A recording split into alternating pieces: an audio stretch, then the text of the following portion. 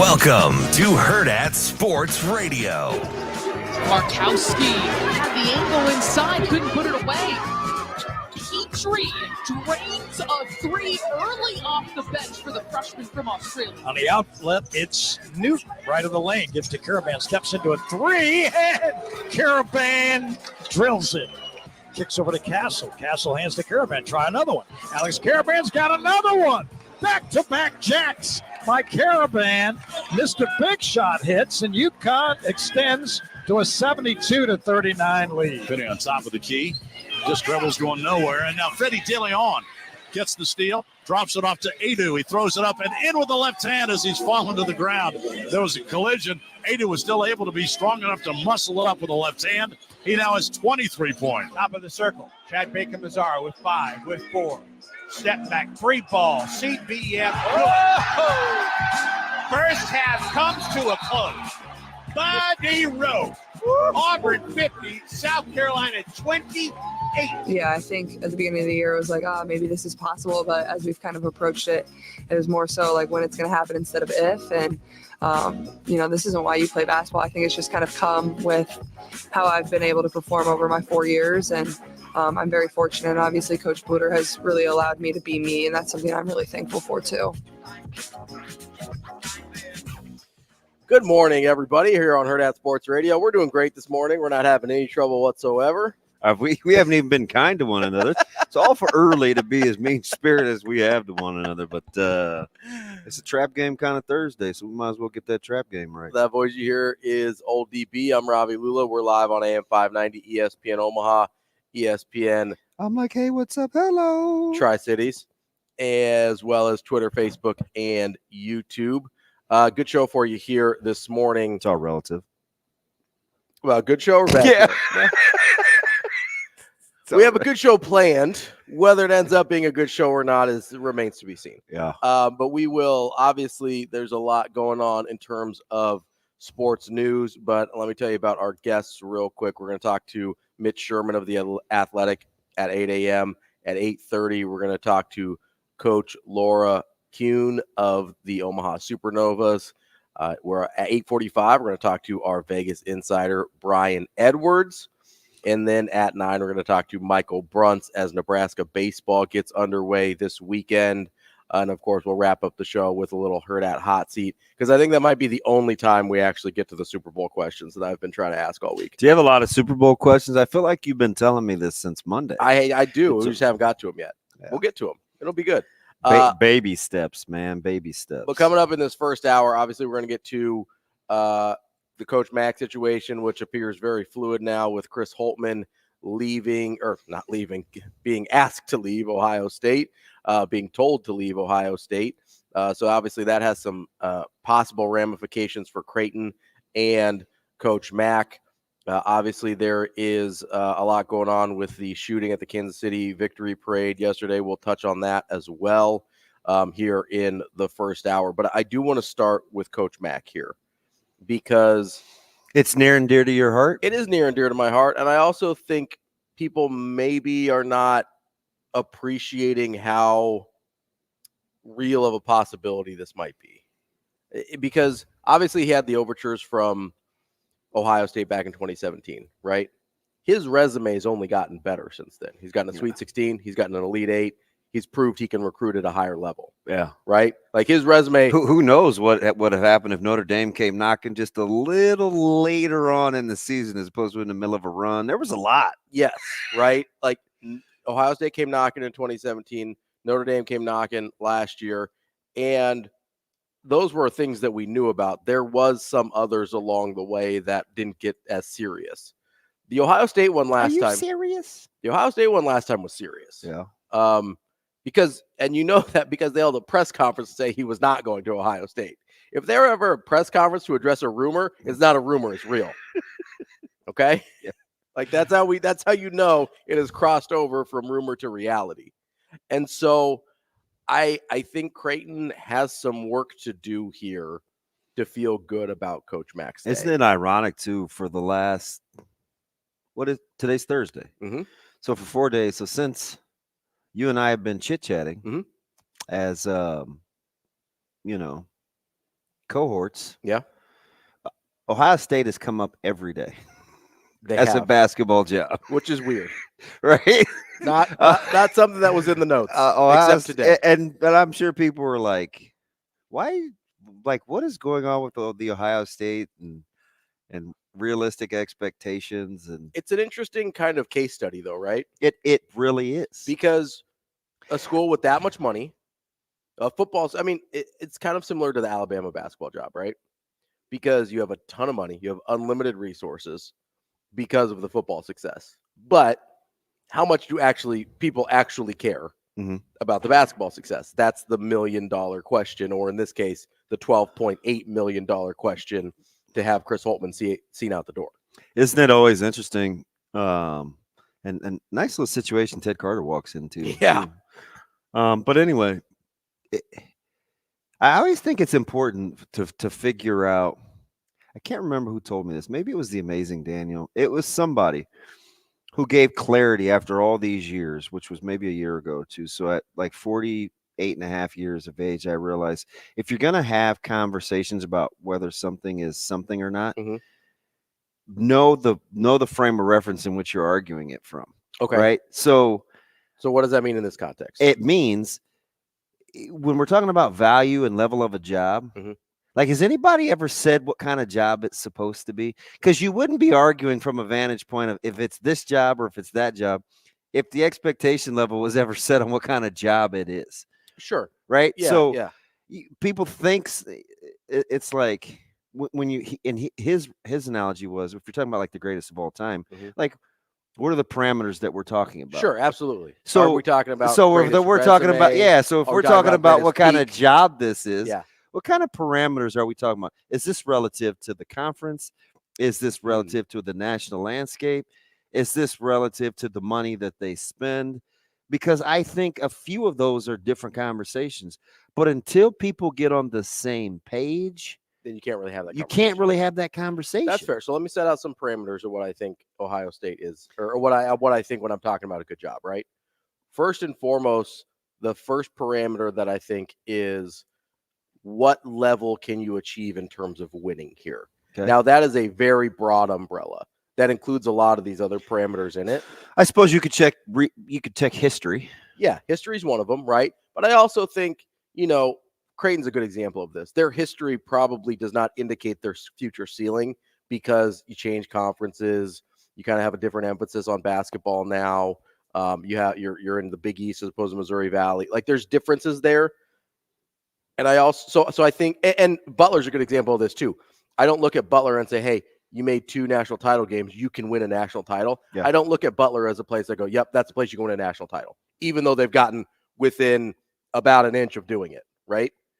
So when I ask that question, part of it is historical, right? You go to Duke, North Carolina, Kansas, Kentucky, this is a place where national titles are expected, right? Ohio State, I think you can win a national title there. I don't know if that's the expectation, but you've got the ceiling to do it. So that's the first and foremost in terms of laying out parameters of what makes it theoretically a good job. What goes into that for me, A, is resources. What resources do they have available for you? Ohio State, basically unlimited resources. Is that fair? Fair. Ability to recruit there at a high level.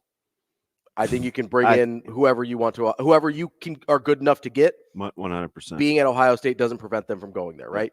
Creighton, there's some high-end guys that being at Creighton probably prevents you from getting. You're not getting the 5-star guys, right? At least not yet. The other thing that I think matters here, and this is where Ohio State falls short, is how much does that program mean to people there? Because as much as they care about Ohio State football, we've seen Ohio State basketball not exactly top of their concern list. Okay, so let me just give some just frame of reference. So how many conference regular season championships do you think Ohio State has since I've been in high school, since 1990? Regular season conference championships. I'm not counting ones that have been vacated. Probably. So you're not counting those? No. Okay. So roughly 35 years. I would guess 4. 9. Okay, that's more. Okay. What about postseason conference championships? I'm going to guess less than 9. They didn't get any in the 90s. Yeah, but they did pretty good. They went on a little run. I'm going to say 5. Very good. So to the last 30 years, so a third of the time for regular season champions, roughly, in the last 35 years. Which is pretty good. That's actually better than I would have thought. Way better than I thought, honestly. And then conference tournament champions 5 times since 2000, which is really good. Is that surprising? I wasn't surprised by the tournament championships. I was surprised by the regular season championships since 90. That's double what I thought. Yeah, since 2002, they've got 5. Yeah. Now you got 3 in a bunch, right? I think 10, 11, and 13. Yeah, because you had the Evan Turner was in there, and you had some. But you've had some fellas that you've recruited too. Yeah, they've gotten good guys. So do you know where I'm going with? There's always a method to my madness. Why I set this up, right? See, the disconnect for this job and its perception is between the actual job and the fan base. Yeah, because even on Monday when this came up on a humbug, and then again on Tuesday we had Steve Marinas, and it's like, man, what's wrong with this Ohio State deal? You guys, we always brought it back to the fan base, but what do the fans expect? I'm not how realistic is it to even be able to get a gauge on that? Yeah, no, it's not easy. It's pretty fluid. It's not easy. It is pretty fluid. I basically judge it by how many people show up when they're not good, or when they're not that's really hard, good. especially it is, and in the last 20 years. But that's really hard. I also have I'll admit I have a skewed view of that because of where we are. Right, like Nebraska, we give you a false sense of security. We show up for losing sports. Yeah, Nebraska football shows up no matter how it's going. Nebraska basketball has shown up no matter how it's going. Like I mean, that's clearly the strength of. Yes, that's clearly the strength of the state. It's the outlier, but I also understand that it's a real thing, right? There's other programs that do that. There's other programs that still show up when they're not good, like Georgetown. Not Georgetown. I just asked the questions. Listen, I know. But like Michigan, you asked me the same question last year, Eric. Well, I mean, I think Michigan and Ohio State are actually very similar. Michigan's not showing up for basketball. No, but I think they're actually very similar jobs, Ohio State and Michigan basketball, despite the fact that Michigan's had more success. Because of what we talked about there, Michigan will show up for football no matter what, right? Ohio State will show up for football no matter what. That's not the same for basketball. They still have the same resources. They still have, those are very similar basketball jobs, in my opinion. I understand. And that to me is why they'll always be second-tier basketball jobs. Because I think these kinds of conversations are important. Because if you're going to look at it from Coach Mack's vantage point, what are his clear strengths that we have been able to tangibly see since he's been at Creighton? I think two are undeniable. Okay. His ability to connect with the fan base. He is very good at being authentic when it comes to his relationship with the fan base and the media. I think we feel like we know Coach Mack. Fair. Okay. Okay. Yeah. The other thing is development. Development's been incredible. Guys get better under his watch. Almost always. Now there's some sneaky ones. Yeah. Where you could say, golly, he's turned out to be a probably better recruiter. Yeah, absolutely. Than we better thought. Recruiter than we thought he was going to be.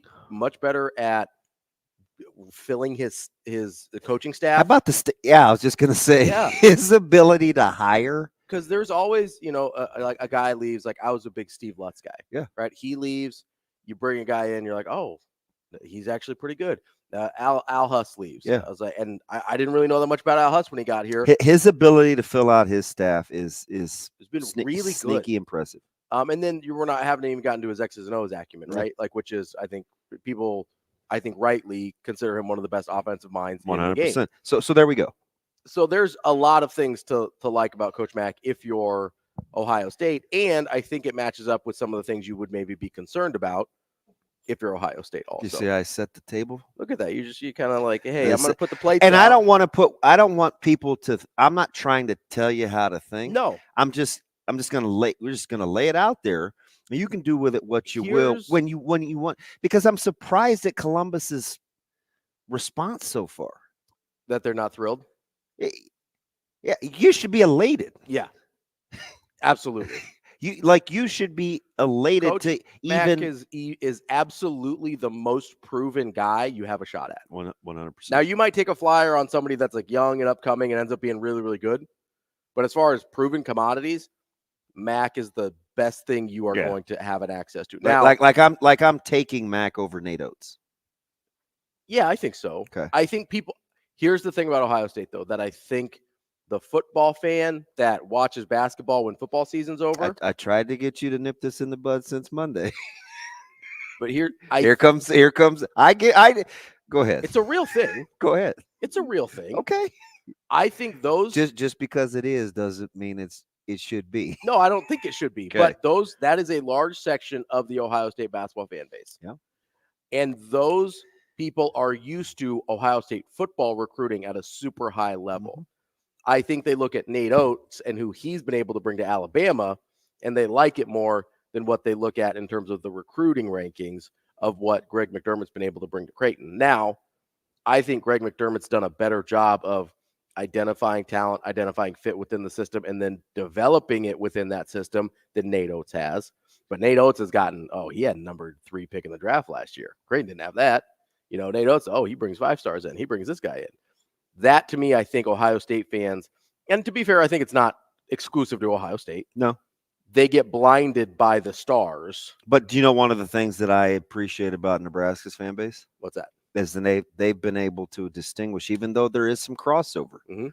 They've been able to distinguish football from basketball. Now, they both haven't had a ton of success lately. Yeah.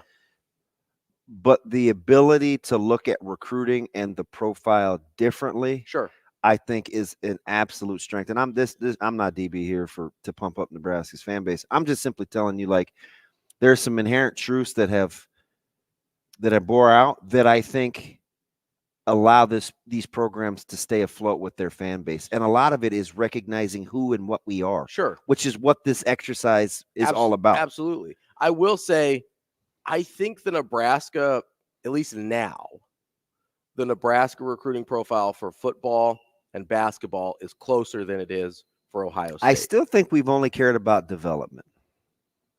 In what sense? Football. Sure.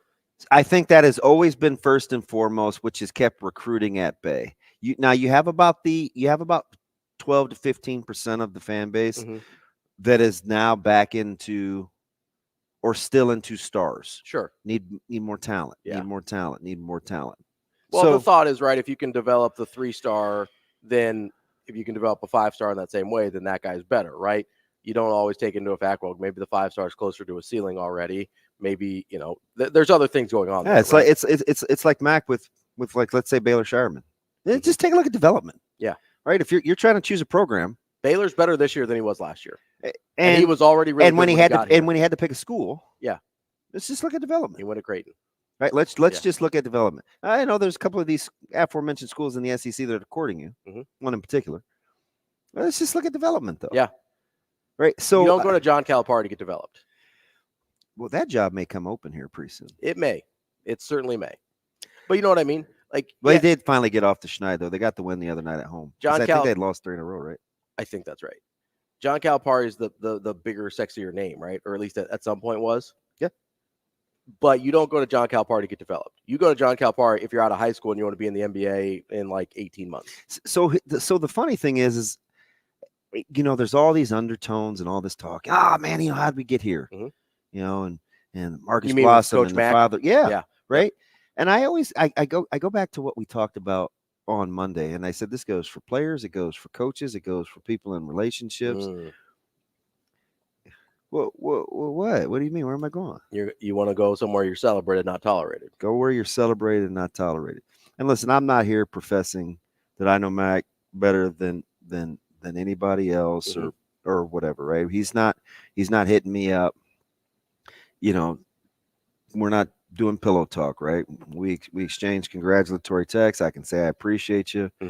A couple times I can call and say, hey, need a little advice, but he's not telling me his his plans, Yeah, right? yeah, sure.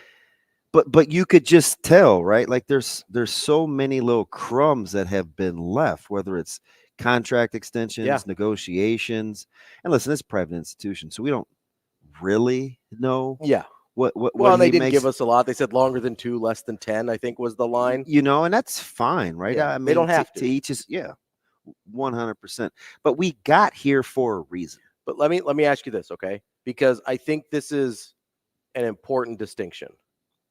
Obviously, Coach Mack and Rasmussen and Bruce Rasmussen were super tight. Had an amazing, very close, as he did with the majority of his coaches. He did. That was his strong suit, right? Was relationship building. I would hate to have to get Coach Booth on the phone. Okay, relationship building with those coaches, right? Yeah.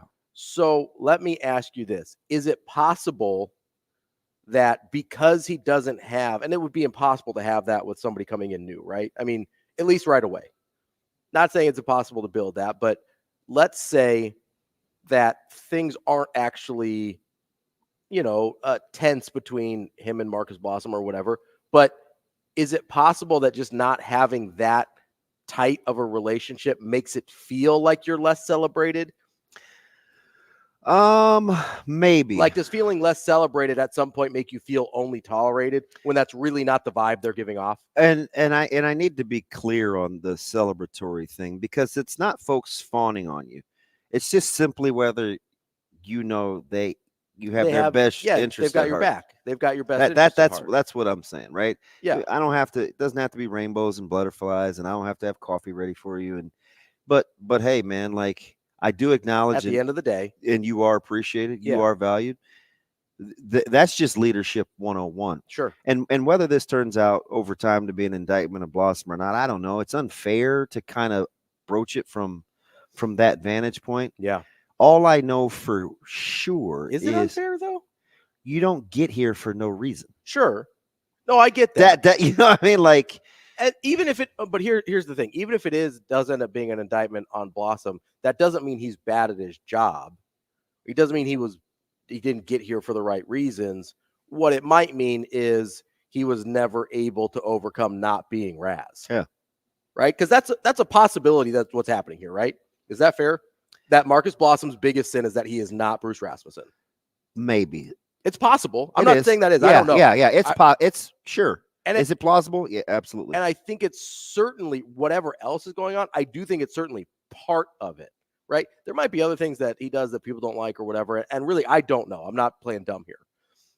You hear things, but I really don't know.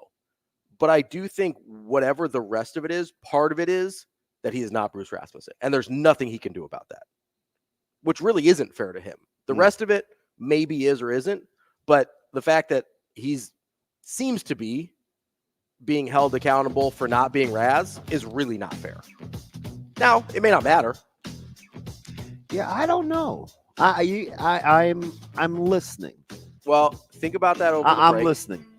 Because, I mean, Raz is there at every game, there right? You can see him. He can handshake and says what's up. And he's there. He's around. And Mac's pretty far along in his career where I don't know if he needs to have doesn't have to be the exact same, but is it such a stark contrast where you got to find something else different to do? We'll have more on this Coach Matt conversation, as well as we'll get some coverage on the Kansas City Parade coming up next. We will be back.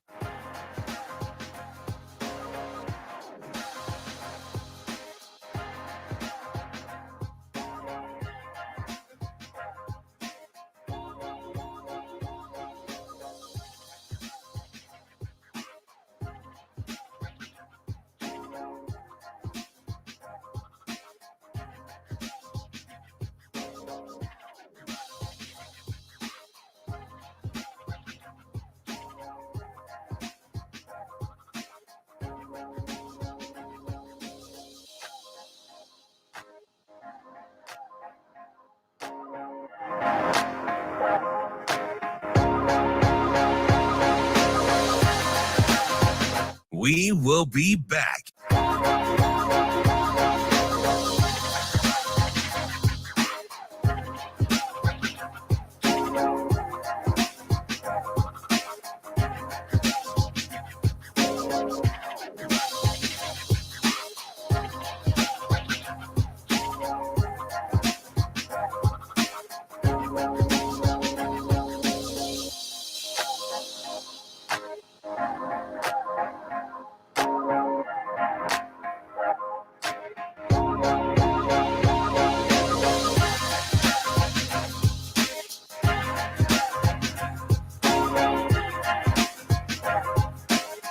to Hurrdat Sports Radio. I think it's crucial. Things get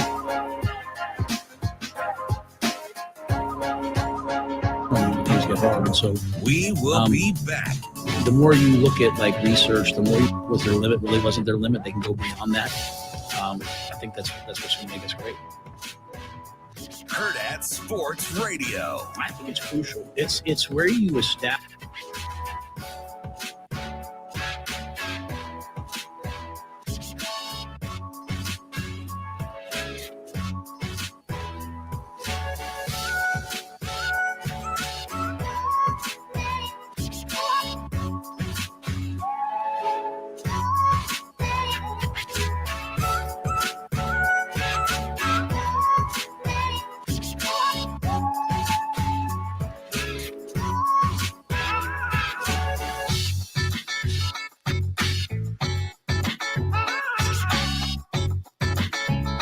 We will be back.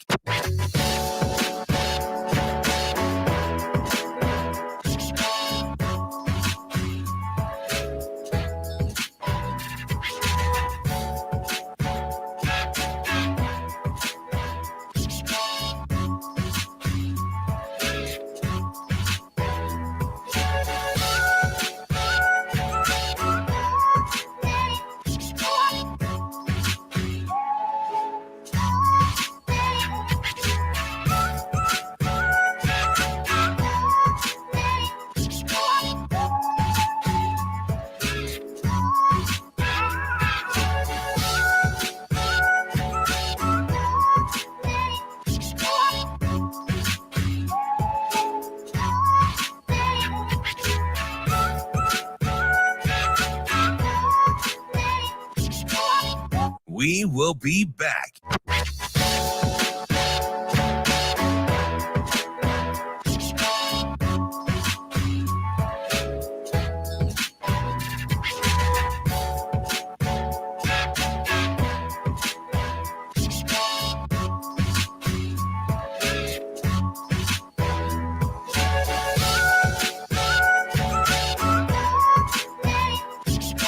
We will be back.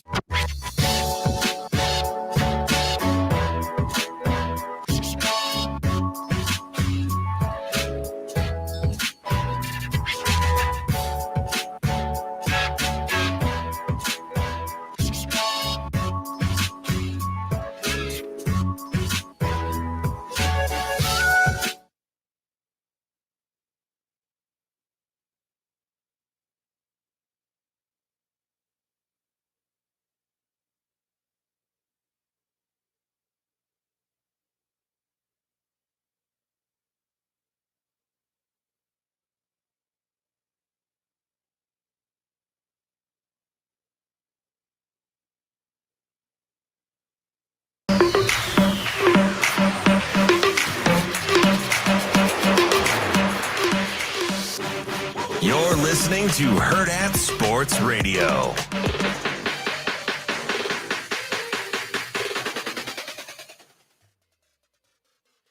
Welcome back to Hurrdat Sports Radio here on AM 590 ESPN Omaha, ESPN Tri-Cities. We are also live on Twitter, Facebook, and YouTube. You can join us there at any time. You can also join us on the show on the Warhorse Sportsbook hotline.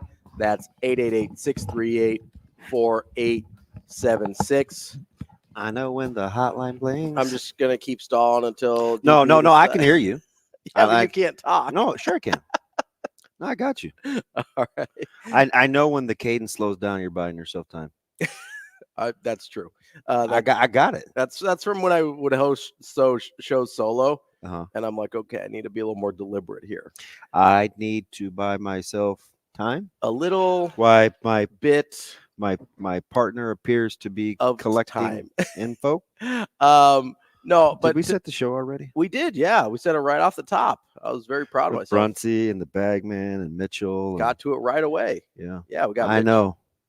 What's that? I thought that was impressive. You actually did it in the first 180 seconds. I did. Which I thought was right off the bat. I'm like, huh, that's interesting. might be turning over a new leaf. Well, because if I don't do it right away, we will get into something that I won't get it done until like 30 minutes later. Yeah. That's so, you know. Hey, so I got to go back to something you're talking about with, we got into the celebrated, not tolerated thing and the chain of command. So, like, let's say, what's a good analogy? So if you do in fact feel that this came about from some sort of tension, yeah, where do you start? At a school over on the hill where clearly basketball is your bell cow. Yep. How'd we get here? Is it a top to bottom thing? Is it an athletic department thing? Because when you said, well, maybe he's just simply not Raz, you know why I can't necessarily vibe with that? Sure. Because for as great and I'm team Raz, sure. Right? I don't know anybody who's not. There still has to be like this common vision for Raz to have been able to say, okay, here's our vision, here's our plan. Go out and do your thing. And you're saying that comes from above Raz's head? It has to, doesn't it? Well, we talked about this. We brought up Ted Carter because he's at Ohio State, right? Yeah. We brought this up kind of when. And knowing Ted Carter, I would guess he's making that higher. 100%. Yeah. Well, 100%. We talked about this when Coach Rule got brought in last year, right? Yeah. Coach Rule doesn't talk about Ted Carter as much as he did without. Yes. Ted Carter being very heavy-handed. Yeah. And Ted Carter at that time having such a very, very, very, very good relationship. Yeah. I think when you look at the alignment that Coach Rule talked about all the time when he was brought in, the vision that's cast by speaking my language, Admiral Carter and then Trev Alberts and then on down to him. That when you said, okay, what about the leadership above Raz? That's the first thing I thought of was, okay, Nebraska football. Yeah, okay. You look at the coaches, you look at the issues. I talk about it all the time because it's important. Yes, but you look at all the things that have gone wrong, right? And you can make an argument that it starts with not being because it was disjointed. Down, it was disjointed, right? 100%. So that being said, if I don't necessarily think it's Marcus Blossom's fault, and I don't necessarily know, right? I don't know the inner workings of the athletic department. It could go either way. But I think some of the narrative about that's probably a little overblown. But there is obviously some issues somewhere in that chain of command because we are at a place where this is an actual conversation. Yeah. Now, to be fair, it was an actual conversation in 2017 when Raz was here as well. So it's not exclusive to the fact that, Mac must be unhappy. But if the leadership that was in place in 2017 was still in place today, my level of concern about Coach Mac leaving would be dramatically lower. Understood. Is that fair? Yeah, that's fair. I'm not saying it's zero, right? Yeah, that's fair. Because I think... Because he knew that those guys were for him. They were riding for Coach Mac. Yeah. Right? So it's easier to say, no, I'm going to stay here where I know where I stand. I just wish I could have been a fly on the wall during COVID and the whole locker room comments with, the plantation. And because I think in a situation like that where, tensions are high and everybody's is bothered by everything that's said. I want to know, because in situations like that, just my experience tells me, the more closely you are aligned as an infrastructure, the more water you can take on. Yeah, absolutely. Yeah. Just seemed to be disjointed from that moment on about how much water they could actually take on. I think that's fair. Yeah. Is that fair? I think so. That seems to be like when this wasn't really like a believable thing until then. And now anytime it comes up, I absolutely believe that where there's smoke, there's fire. So The outlier there is the last time Ohio State came up, because that was believable at the time, even pre everything else we've talked about, right? So that's where I hesitate a little bit, because I genuinely think if, and her name is it Sydney, the youngest daughter? If she wasn't still in high school in 2017, Doing the darn thing at Scott. I think that maybe he goes. I don't, but I see, but I don't. You can't knock that though. No, I'm not knocking it at all. Right? Like, but what I'm saying is, so I don't think that's remotely in the same comp if you want to use a comparison, because, and look, remember who you're talking to. Yeah. Whether you take a job or not that is presented to you that has to do with family is different. No, I know. Than whether you like your work environment or not. 100%. Like, they're not the same thing. No, I understand. But what I'm saying is that even with everything in place the way he would have wanted it, like with Raz and the president at the time, whose, again, name is escaping me. Why do I always want to say Mulcahy? Is that MASH? Yes, it is. I'm pretty sure. I was actually a big MASH guy growing up. You're weird. Me and my mom used to watch MASH all together. She's cool, so I'll give her grace. But even with everything the way Coach Mack wanted it, right? Pre-plantation comments, pre-COVID, Brass is still there. It was still a very real possibility that he could have gone to Ohio State. And if his family situation had been just a little different, probably does. I mean, maybe. I'm just saying that was the reason he gave. Maybe. The reason he gave was lots of stories, right? Right. Contract, no contract. Sure. Like there's offer, no offer, posturing, no posturing. I don't know for sure. I'm just saying. And remember, do you think that's part of it? Because everything got done 6 years ago. Doug's in a different position in the NBA too. So there's the gentle tug of, where's my son? Is what's going on there? That relation, he hadn't been gone for very long. Sydney's doing her thing. Like, the family dynamics, in my opinion, is a different conversation. We can leave that alone. Than leadership infrastructure. That's just my opinion. No, I'm not saying you got to ride with that. I'm saying I think I think it's a different conversation. I agree. Because one is significantly much more powerful. But in my opinion. No, that I agree. That's what I'm saying. I think that the family dynamic was so powerful that I can get up. I can put up with not liking my boss a lot longer if your family's happy. If my family's happy. No, I get that. Right. But what I'm saying is, even at the time when he liked his boss, I think if it weren't for the fact that his family wouldn't have been happy, he would have gone. That's my point, is how powerful that family was for him. If Bo Pelini likes his boss, he probably could endure what was going on with Mary Pat and his son. Yeah. A little easier. Absolutely. Right? You just can't have both of those dynamics. For sure. 100%. But I will say this. If the family's shaky, all bets are off. It doesn't matter how kosher. Or if now you're like an empty nester, basically, right? All the kids are in college or beyond for Coach Mack. Like, that I think matters too, because you feel less of an obligation. It's different to move when your kid's in high school than moving when your kid's in college. Like, it's a different dynamic, right? Yeah, so it is. I think that's a big factor. Michigan Lance, Kim, stay on the line here. We will take your calls coming up next. Also want to touch on the Kansas City Parade shooting as well. We'll do that as we wrap up hour number one.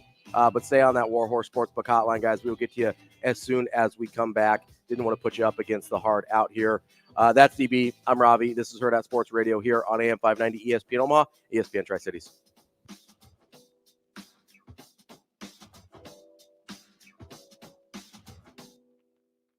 We will be back.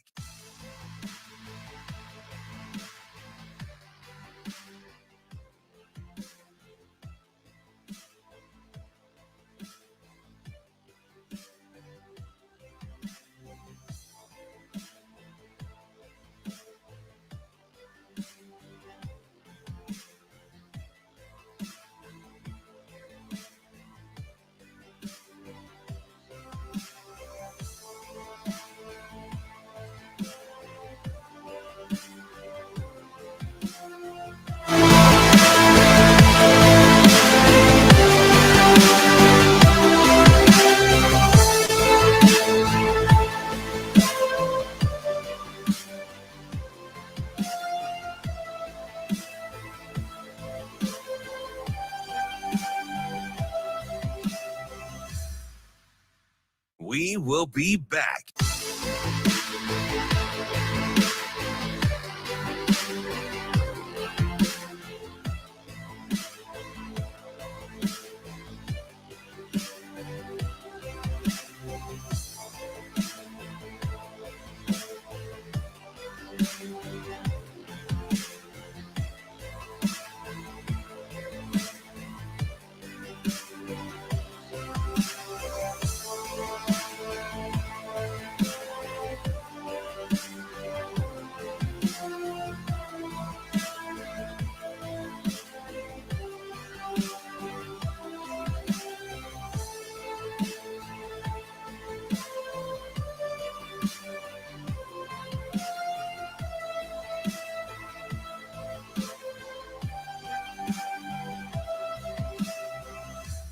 We will be back.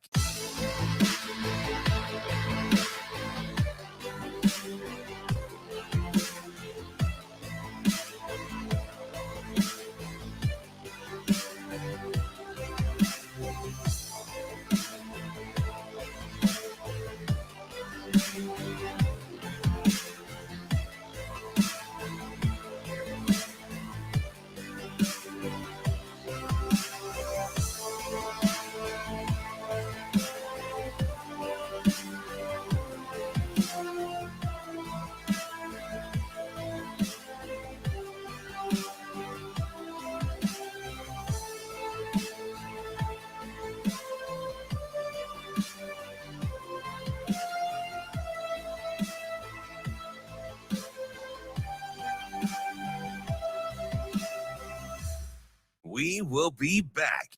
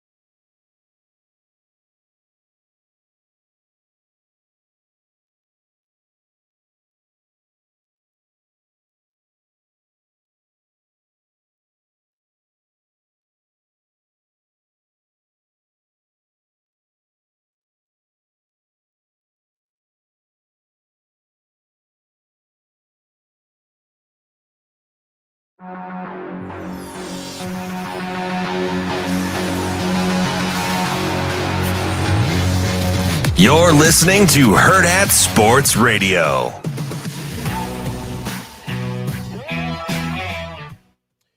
Wrapping up hour number one here on Hurrdat Sports Radio, AM 590, ESPN Omaha, ESPN Tri-Cities. We're on Twitter, Facebook, and YouTube via the video stream. Make sure you check that out. DB is there. He's waving to you. Hello. He's putting on the headset, ready to roll again. Not yet. I'm Ravi Lulla.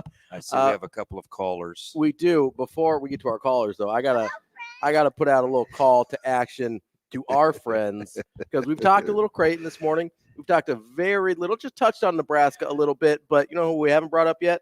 Who plays tonight? The Omaha Mavericks, who have Omaha native Frankie Fiddler, who is in the top 20 in NCAA Division I scoring and is leading the Mavericks.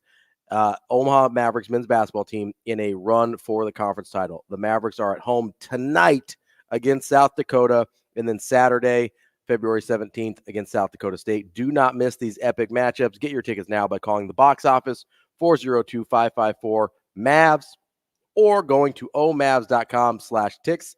Let's pack the Baxter. And as we've talked about before, Frankie Fiddler, walking bucket. Go get him then. We love our guy Frankie Fiddler.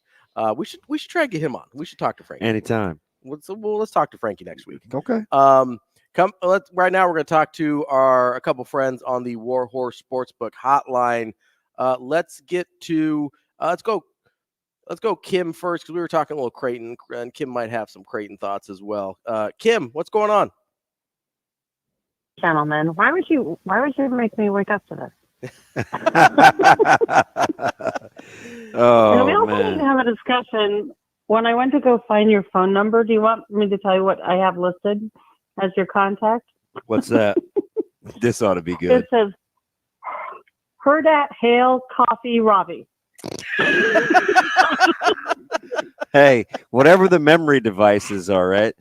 There's been people whose number that I've tried to like quick search in my phone, and I can't ever remember what I call them because it's probably not their regular name. Yeah, and it's probably outdated or whatever. So yeah, anyway, but I hate rumors about like this. It just makes my day. I'm trying to think who would replace him. I'm going down dark holes. Yeah, I actually think there's And there. I actually think this is. I think There's a there- good list, Kim. I'm not worried. There's more than smoke to this one, though. I he's agree. going to be I do courted. He's too. going to be courted. I do too. That's why I'm going down the black rabbit hole. Kim, don't worry.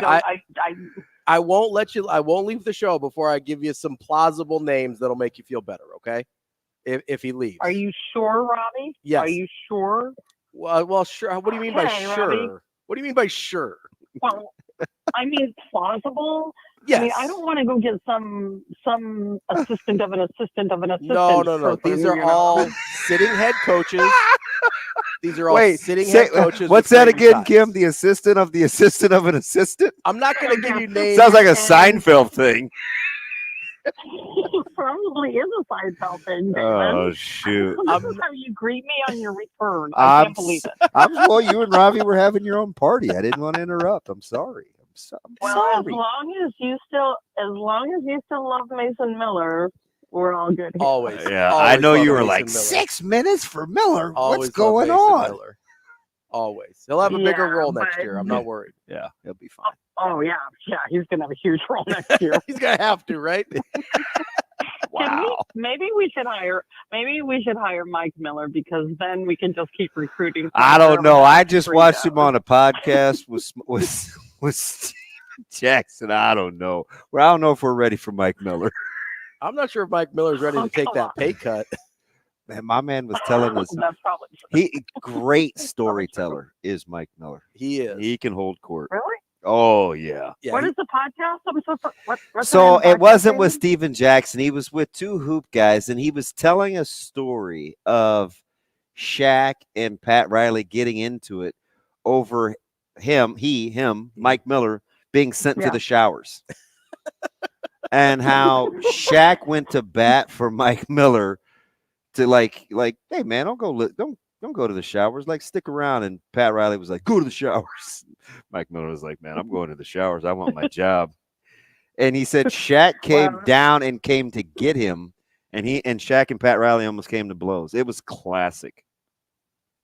By the way, I wouldn't mind having Shaq in my corner. So that appears to be what everybody said. Like Alonzo Mourning stood down. Like all the tough guys stood down when Shaq got mad. Yeah, why not? I mean, dude's a beast. Yeah, but it's a big I don't guy. think he's ready to coach. I don't think he's ready to coach Creighton. So Let's get Shaq in here. He can coach Yeah, Creighton. big Aristotle. Kim, we appreciate it. It's always Yeah. great to hear from you, and I'm sure we'll be talking to you again soon. okay, I'm not changing the contact name. Okay. Yeah, just That's keep adding names on there. That's Just great. throw a DB on. the end DB's of it Fred now. now. Thanks, Kim. Thanks, Kim. Have a great day, guys. Speaking of DB's friends, we got Michigan Lance here. We got Michigan Lance joining us now. Wants to chat a little bit. Lance, what's going on, man? Hey, good morning, boys. How y'all doing this morning? Lance of the Michigan flavor. How are you? Oh, I'm feeling good, feeling great, man. Still on that national championship high. Oh Lord. You know. Oh Lord. That's a really Hey, man, what- that was a really good football team. Really good football. Most definitely. Most definitely. Ravi, let me give you some advice, man. What's up? Never play the hokey pokey with Andrew or Damon. Because these guys know to hop in and hop out better than anybody. Wow, that's what we're on this morning. I don't know what's going on here. But No, I'm just hard to Ravi, work with, don't- Lance. Don't do it. I'm just hard to work with. That happened before you, Ravi, or Yeah, he knows. I mean, he knows. But, Lance knows. So, Man, I'm looking through the comments. I didn't know. So Mac might be leaving, man. I didn't know this was a topic going on now. Like, what is this? What is there? The rumors. Is there something to it? What's going on here? I don't know. I'll wait, but I definitely think there's something to it. I imagine the print guy's got to be chomping at the bit. I assume something's coming here in the next couple of days with the State of the Union because it's so closely connected here. Mm-hmm. Somebody will write something. Chattel? And that would be my guess. I would because he knows the most, or he's been around the longest.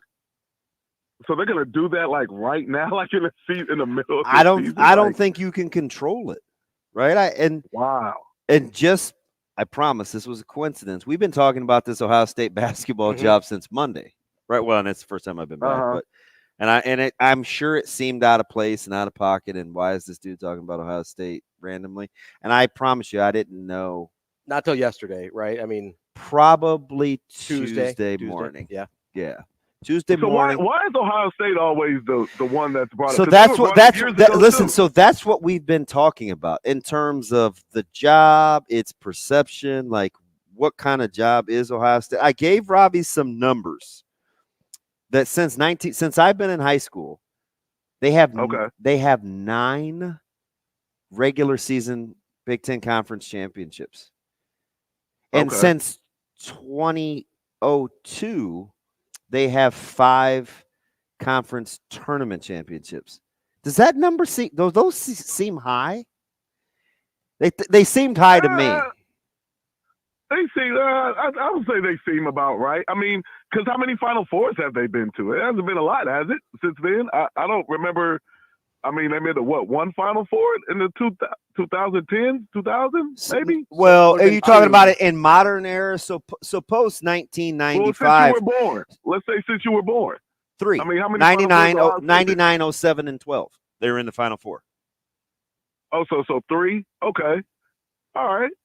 Yeah. And I mean, they were runner up in 07. Mm-hmm. Yeah, with Greg Oden in them. Yeah, Mike Conley, Greg Oden, that whole crew. So Elite 8, since I graduated from high school, they've been there 5 times. I think 92, 99. That sounds about right. 7, 12, and 13. Yeah, that sounds about right with Ohio State. Yeah, it's more than I thought. It is higher than I thought, for sure. Yeah, I would say higher, but not dramatically higher to me because I've been following the Big Ten since I was a kid, so I know they've always had good teams. It's a good sports program school, so all the way around. So I'm not too surprised with that. I don't know what. I think it's right below that second tier group under the Blue Bloods. I think they're that. You know what I mean? So I think that's where they're. So they're right about where they're at. So I think it's a top job right under the Blue Bloods. Do you know? You know Holtman went to the NCAA tournament every year outside of the COVID year. Obviously, since the guy they got now. Yeah, well, that they had. Oh, well, they had. Oh, yeah. Oh, they just fired that guy. See, I'm not even following men's like that. See, I didn't even know that guy got fired. But I do know that I have watched them a couple times. The way they play, I never thought. It always looked like they were better than the way they played. I didn't like the way they played. I mean, you got your own basketball issues, man. Guys traveling on the road, not traveling on the road, academic. Hey, man, I told you 2 years ago that Juwan Howard's act would wear thin. Yeah, I do remember that. I said he did not seem like a manual guy. Oh, okay. What's the manual? What do you mean by that? Low maintenance. Manual strike. Now listen, again, we're not exchanging Christmas cards. He just doesn't strike me as the guy. He's a total juice worth the squeeze guy. Harbaugh, hey, juice was the squeeze was worth it. I don't think he feels like that with Juwan. Hey man, and I'm fine with that. I'm about results, man. If you can't get it done, I don't care what I liked about you as a fan as a kid. If you're not winning, man, it's time to go. And you're right. Juwan Howard has been trending down. His arrow has been trending down. Yeah. No more black socks and baggy shorts, babe. Lance, appreciate the call. Yeah, those days are over. We appreciate the call. We'll talk to you again soon. Coming up next, we've got Mitch Sherman from The Athletic here on Hurrdat Sports Radio.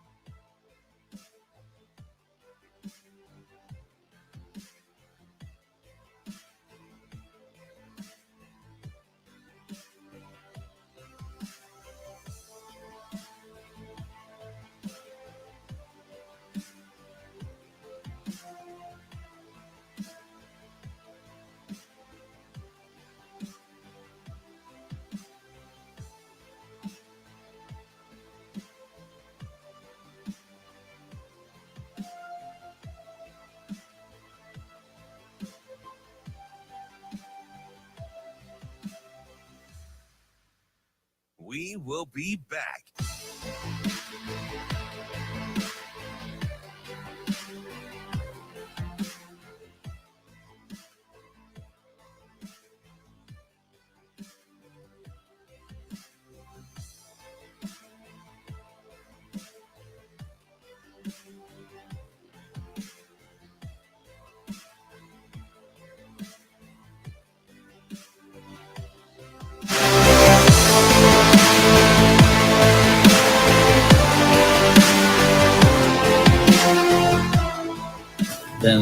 then I know I can count on you when things get hard. And so the more you look at like research, the more you look at sport, the more you look at life, I think you start to realize like doing hard things is really important.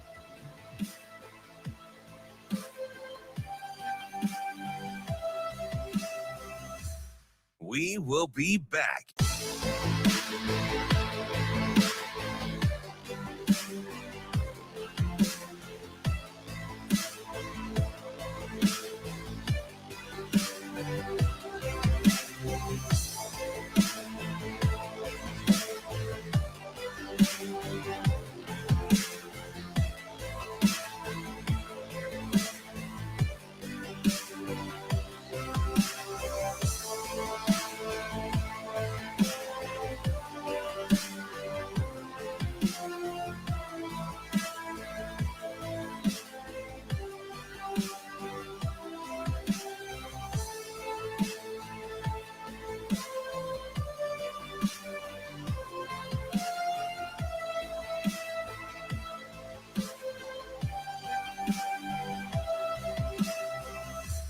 We will be back.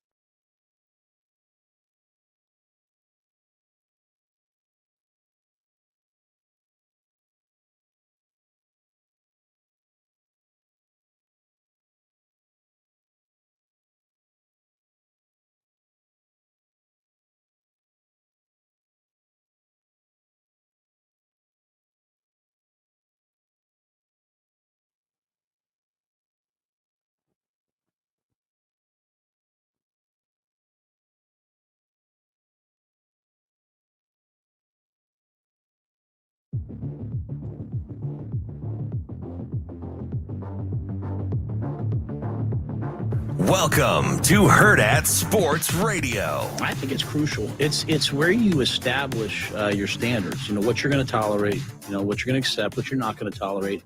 I think it's where you build brotherhood. You know, you and I don't have to listen to the same music. We don't have to like the same food. But if I look over and I see you paying a price and I'm paying the same price, then I know I can count on you when things get hard. And so.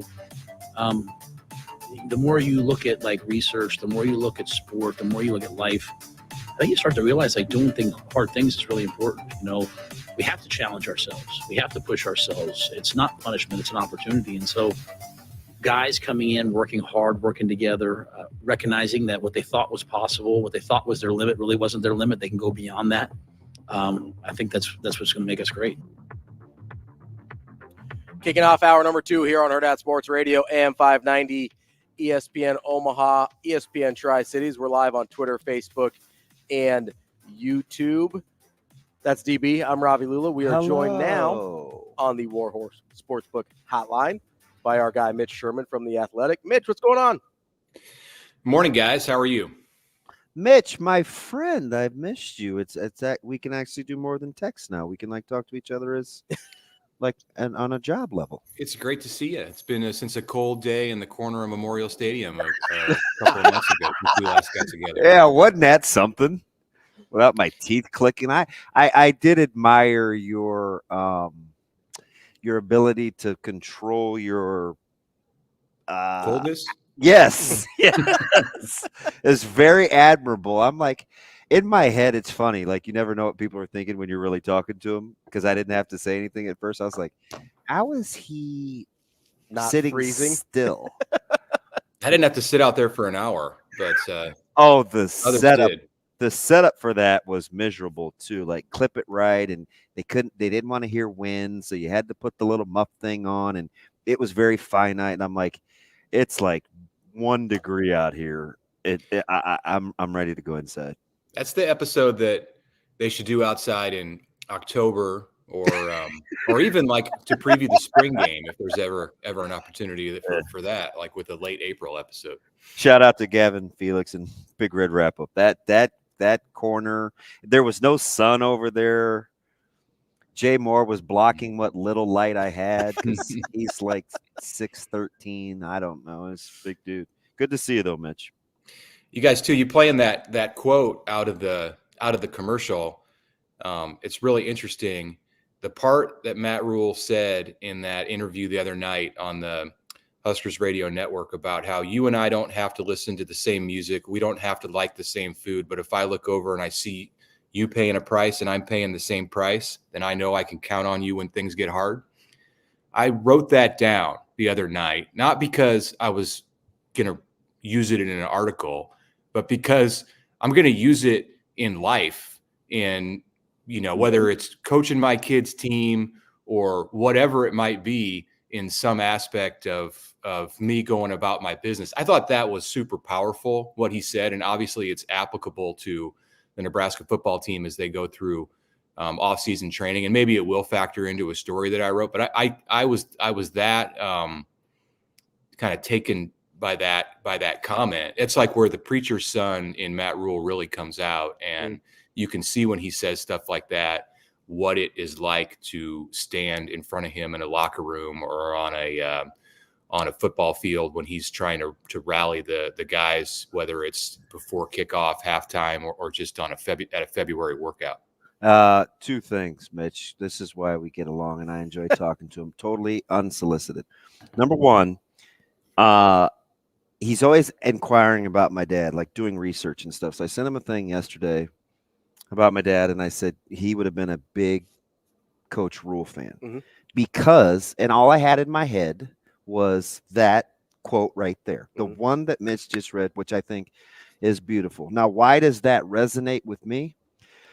Mitch, I'm not going to spill the tea, but I'll tell you, in our locker room, during a very tumultuous time, potentially with 2 competitive quarterbacks, a very similar sentiment was shared by a captain about those 2 guys on how and why we had to come together.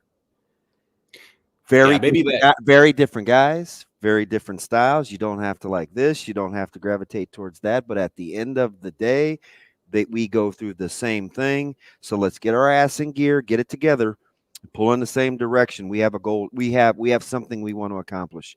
Me listening to Coach Rule say that gave me goosebumps real time because it's applicable about a multitude of things. And I know Coach Rule, there's no way he knows that. I mean, nobody's telling him. He might. Yeah, you're right. Yeah, good point. Good point.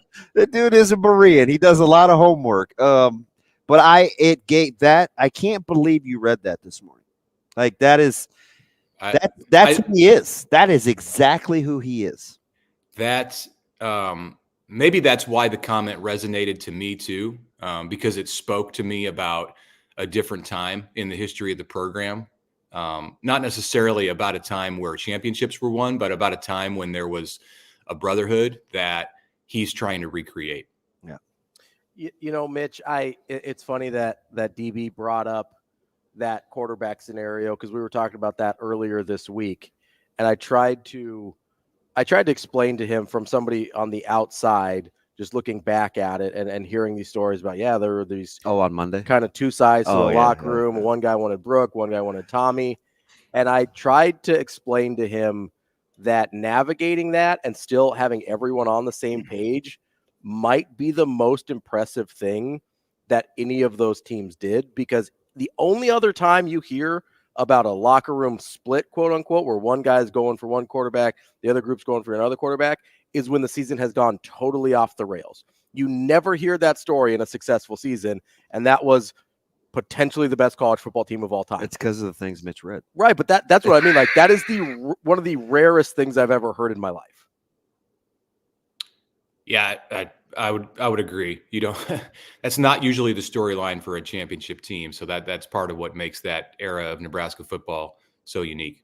So let me ask you something, Mitch, because we talk about this in on the other side, where a different time in their life, a coach may have done this, or he's been seasoned or she's been experienced enough for this time around, or they've learned because of this. I was thinking about this and talking to you this morning. You've been around, you've done a lot, you know a lot. How important is it from the media standpoint when you're getting a new coach in his tenure that it's a different phase in your life too, whether you're more experienced or more patient or less patient or have more in your repertoire that you've seen to compare and contrast, where you'd maybe treat Coach Rule or whomever the new coach is differently because of the timing that you're engaging in your life? Does it happen for media too? Yeah, because everybody's got that human element, and I'm clearly connecting. And when I say connecting, I just mean like the ability to communicate. So I can clearly communicate with Matt Rule, who is separated in age with me by like 30 days, much differently than I could with Tom Osborne or with Frank Solich or with Bill Callahan. I mean, so that's just part of a human to human interaction. And, clearly, if you're asking about the media, the way the wheels turn, you've seen it, been through so much, right? That leads to a different ability to be able to do my job. So it's about perspective, and in my case, and in covering college sports, a lot of it at Nebraska, but not all of it.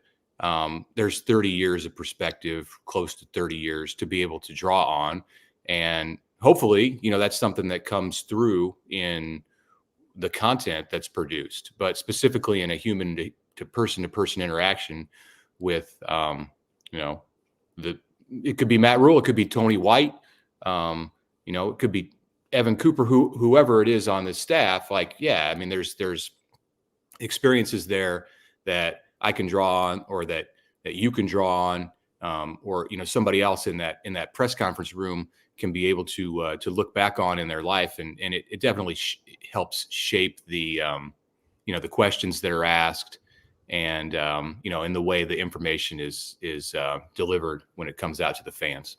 So I'll tell you where that question was birthed. I'm on a group text with a lot of former guys, and we were talking about the differences in media.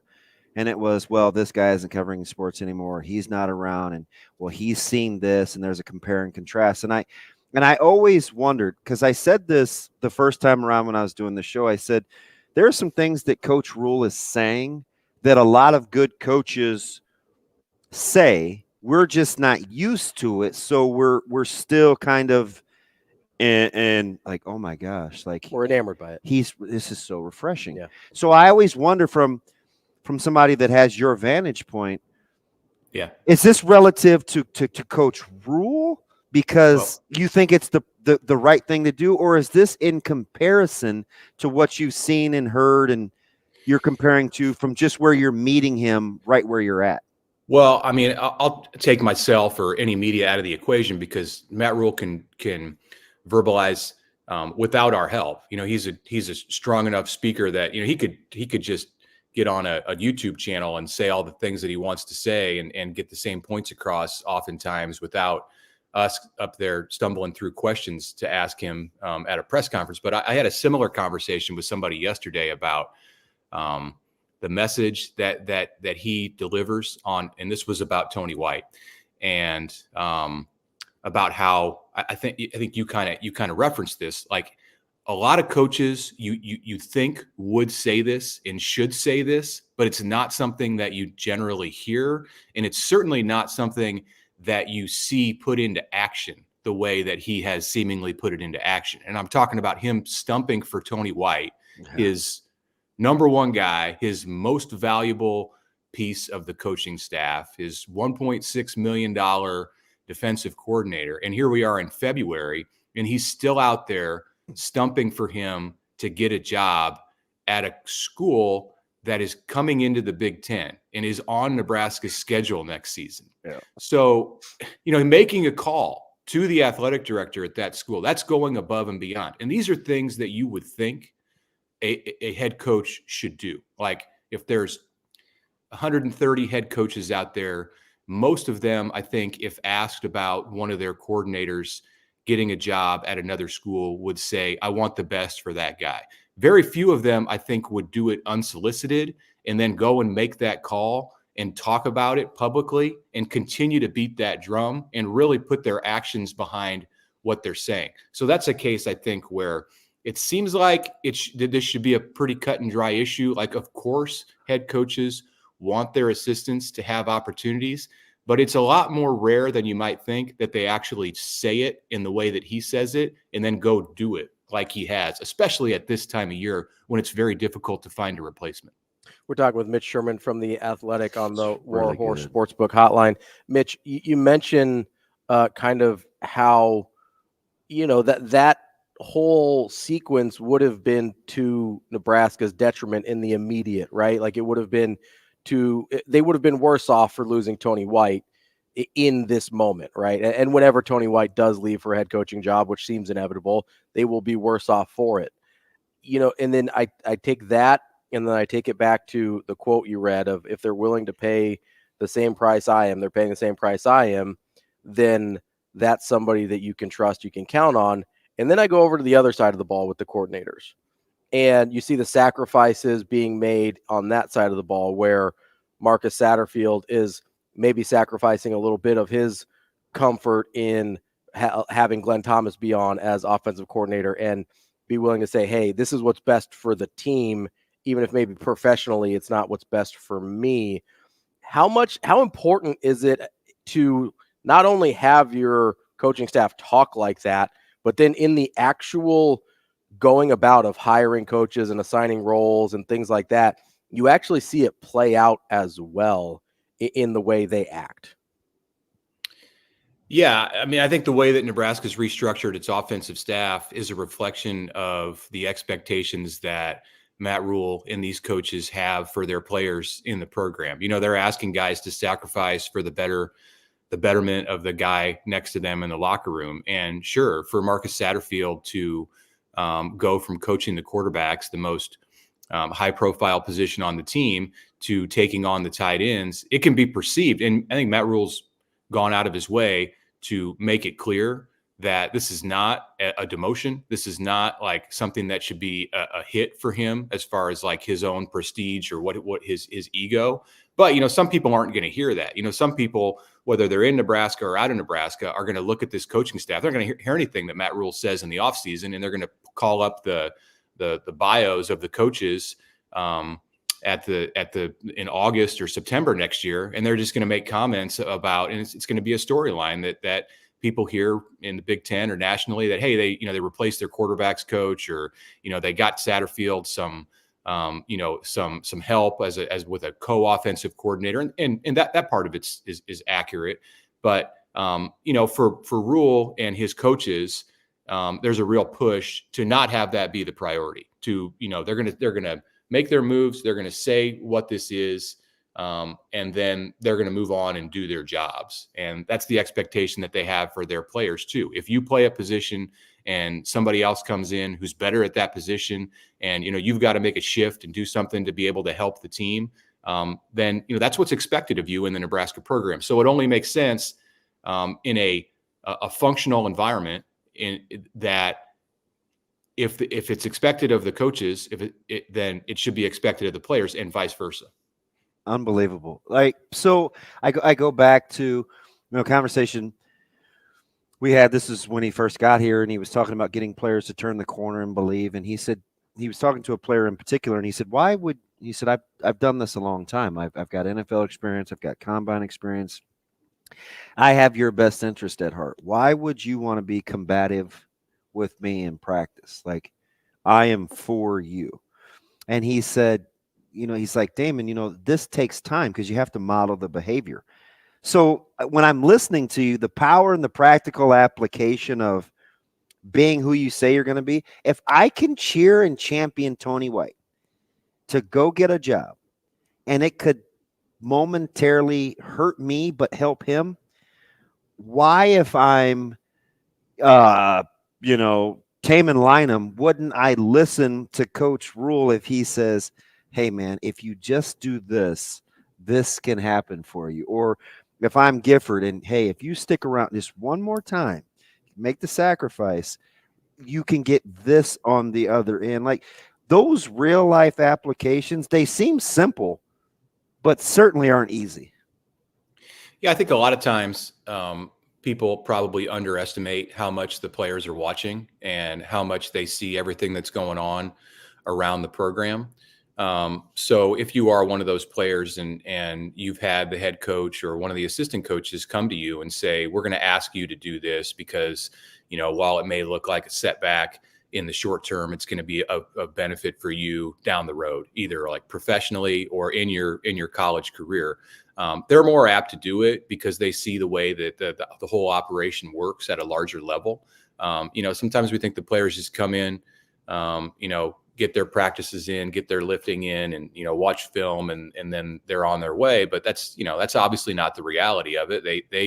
They're living and breathing and sleeping the football, just like in many ways, just like the staff is. So they know what's going on. They know the inner workings of things. They see probably more than even the staff believes that they see or expects that they see. And they're going to model some of their behaviors and their patterns in the way that they go about their business after as a result of the observations that they make. Mitch, I'm been wondering about this a little bit over the last week or so since we started hearing from Glenn Thomas a little bit. And I know you wrote a story about the culture fit of Glenn Thomas with Matt Rule. And so I asked DB this and we didn't really have an answer. So I'm just curious if you have any insight to maybe the reasoning behind why Glenn Thomas wasn't on the staff, I guess, from the beginning. I know there was the Jake Peets thing a little bit last year as quarterbacks coach. Was it just simply the fact they had an opportunity to move back to the NFL and wanted to give that a shot? Or do you have any insight there? I've been really curious about that. No, I don't. I mean, I think it was a timing thing with Thomas, and he was coming from Arizona State, and I don't know what we've only had those 20 minutes on Monday with him to kind of dive into his career and the path that he took. So I'm looking forward, whether it'll probably be this spring to be able to get with him one-on-one and talk about why he chose to go back to the NFL. I don't know that he had an opportunity a year ago. You have to kind of match up the dates. I mean, he may have just taken the job with the Steelers when Matt Rule was starting to put together a staff, or maybe it was the opposite. Rule got his staff together first, and they like you said, they were pursuing another guy, Jake Peets, who was in the NFL, and but that oftentimes like there's good fits out there from a coaching standpoint, and they don't work just because the timing doesn't match up. And without knowing the details of it, that's probably where I would look first. And also, Thomas, his career springboarded the first time he went to the NFL and was with the Falcons. So in the place that he was at last year, perhaps he was looking to take his career in a different direction and get that springboard again. So go spend some time in the NFL with the Steelers and use that as a jump to get himself either to another level in the NFL or to come back into college. But, the fact is that he would have been a good fit for Nebraska a year ago with the way that Matt Rule was putting the staff together. It just didn't piece together. and he is a good fit now. No matter how this thing works out, there's no question how it works out with the quarterbacks and their development, and what the path that Dylan Raiola and Daniel Kaelin's careers and Heinrich Harburg's careers take from here. No matter what, the one thing that is that Rule and Satterfield and Thomas are a fit because they've done it before, not just at one school, they've done it at two schools. Interesting. At the end of the day, before we get you out of here, Mitch, seems like 3 is the number. Glenn, Coach Tom, I want 3 guys ready. Is it a blessing, excuse me, that the quarterback scholarship numbers are a little low, probably not ideal heading into spring, so you can focus on getting whatever 3 guys ready to play since that's the goal? Or do you think at some point down the road you go back and get a 4th, because we've seen it evaporate in a hurry around here? Yeah, there can be times where you need a 4th in the season. I think it really just depends on, 1, all 3 of those guys staying healthy through the spring, and 2, just what they see from their development. Heinrich Harburg is the wild card in this because they would like to use him in a role where he can really be a contributor to this offense. I mean, that means being on the field. They would like that even a year ago, right? Yeah, right. If things would have worked out the way that was intended with Jeff Sims, Heinrich Harburg could have been in that role in 2023. So they're giving this thing another shot. And if everything's a go with Dylan, and they've got a situation, and this is the way I would project it. This is that they've got a situation with Kaelin where he can come in and, get 4 games or 3 games and just be a developmental guy in the program. I mean, this is again, the way it projects. Yeah, myopic. Yeah. Tools that they're bringing to the table. And that's all good.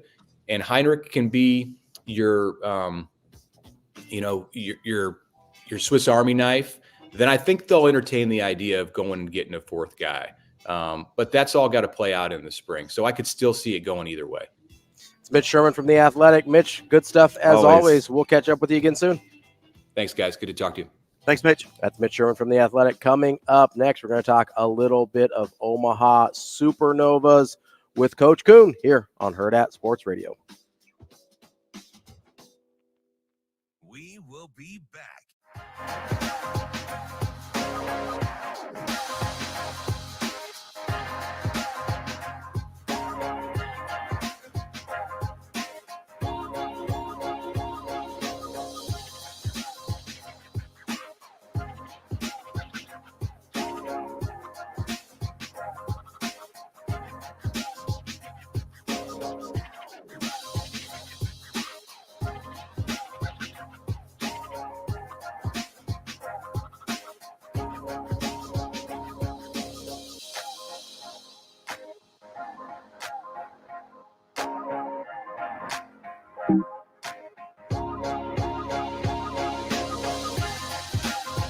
We will be back.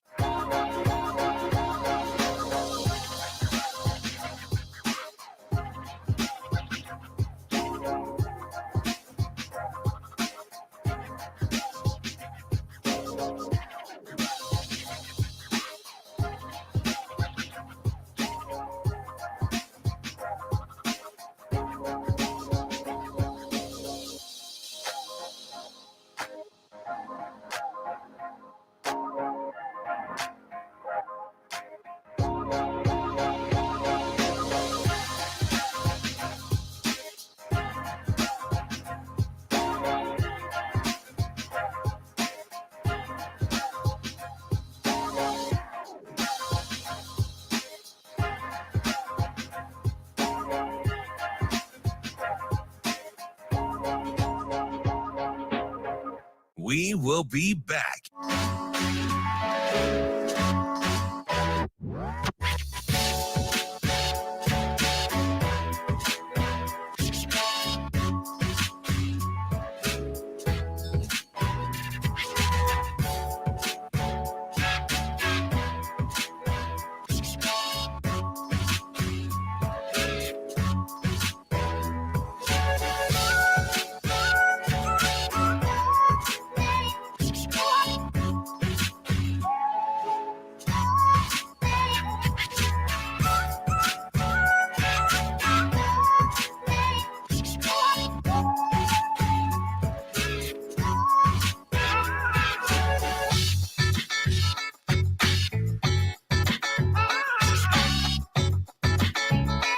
We will be back.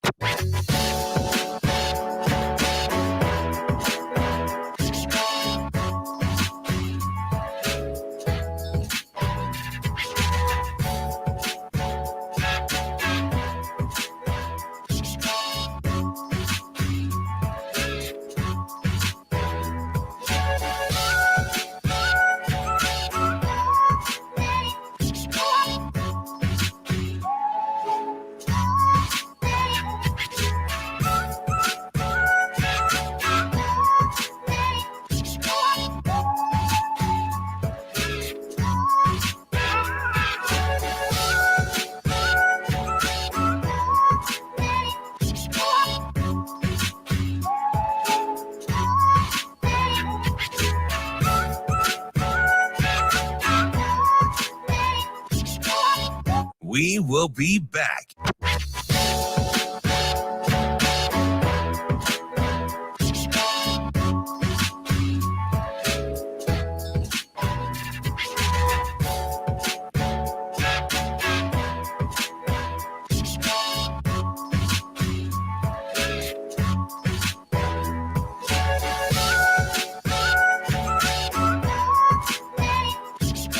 We will be back.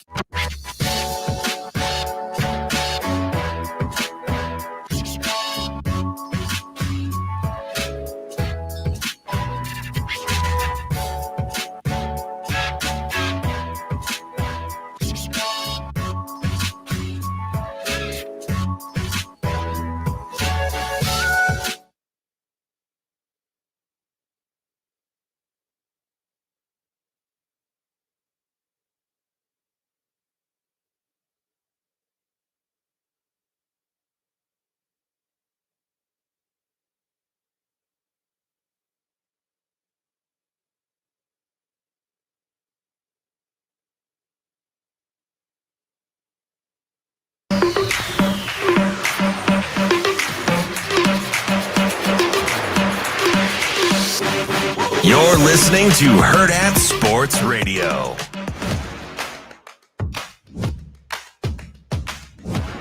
We're halfway through the show here on Hurrdat Sports Radio, AM 590, ESPN Omaha, ESPN Tri-Cities. We're live on Twitter, Facebook, and YouTube as well. That's DB. I'm Ravi Lulla, and I want to tell you about our friends at the Omaha Supernovas. We're about to talk to Coach Kuhn here in just a second. But before we do that, I want to tell you where you can go to find tickets for Sunday's match against the Orlando Valkyries, and that is supernovas.com. Omaha's got a match on the road today, which I'm sure we'll talk to Coach about, but they're back home on Sunday, CHI Health Center, 5 p.m. Make sure you go to supernovas.com. You can check out the schedule. They've got a shop. You can get some merch, and you can get tickets to Sunday's match as well. That's supernovas.com. Joining us now on the Warhorse Sportsbook Hotline is Coach Laura Kuhn, the head coach of the Omaha Supernovas. Coach, how are you this morning? Hi there. Good morning. How are you guys doing? Good. Good morning, Coach. Coach, you're coming off of a 3-1 win over Grand Rapids, and it was quite the match, even though you were able to get that victory in 4 sets. There was a couple real close kind of overtime sets there as well. Kind of talk us through those second and third sets where things are going extra. Yes, I love the overtime talk. Yes, that was real overtime. It's a great way to put it. Yeah, that second set in Grand Rapids, really, I call it like a character check. We went 33-31, and we've been talking about finishing with this group a lot in the last couple of weeks. Yep. And just earning points. They did it. That might have been one of the best sets I've ever had the opportunity to coach, and this group is resilient in that. But, yeah, I mean, Grand Rapids was solid. We knew they were going to be a good team. First road win, but the extra points in those sets, that was the epitome of earning points. And our team finished. There were some long rallies, probably some of the best volleyball to date in this league, even as you could probably watch on the stream. But we just found a way, and we knew we needed to get our middles going. We've been talking about it for the last couple of weeks. But those points in those last, the sets 2 and 3, the extra points, that is what it's going to come down to in this league right now. And we know being on the road, it's going to be a grind like that. But I'm proud of the team for finishing. And then obviously in the fourth, we finished pretty strong, just 25-21, just some normal volleyball. Just some regulation volleyball. Just a day, just an ordinary day. Coach, when you talk about finishing matches, what are some of the things, like how do you work on that outside of actually being in the moment, right? Because that's always the tricky thing as a coach, is situationally trying to recreate these circumstances that you're going to be put in. How do you try and do that with this group so that you are able to get into some overtime sets and be able to come out with the victory there? So we talk about a lot of things, but first ball kill, that's something that you just terminate faster. So like if we're in serve receive, we want to side out faster, so more efficiently. And that's just using all of our weapons, whether it's the middles, the front row, or the back row attacks, setters when they're front row, them attacking second ball. But first ball kills, I mean, that cleans up those long rallies, but just terminating faster.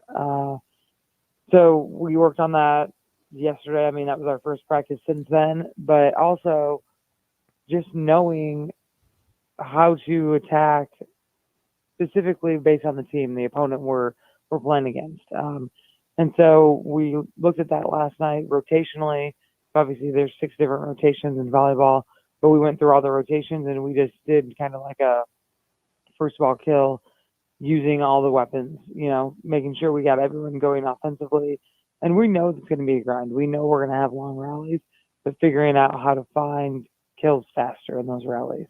Coach, this is interesting in a day and age of so much data, right? And it's a volleyball state, and whether it's high school or college, our eyes are trained to look at statistical data.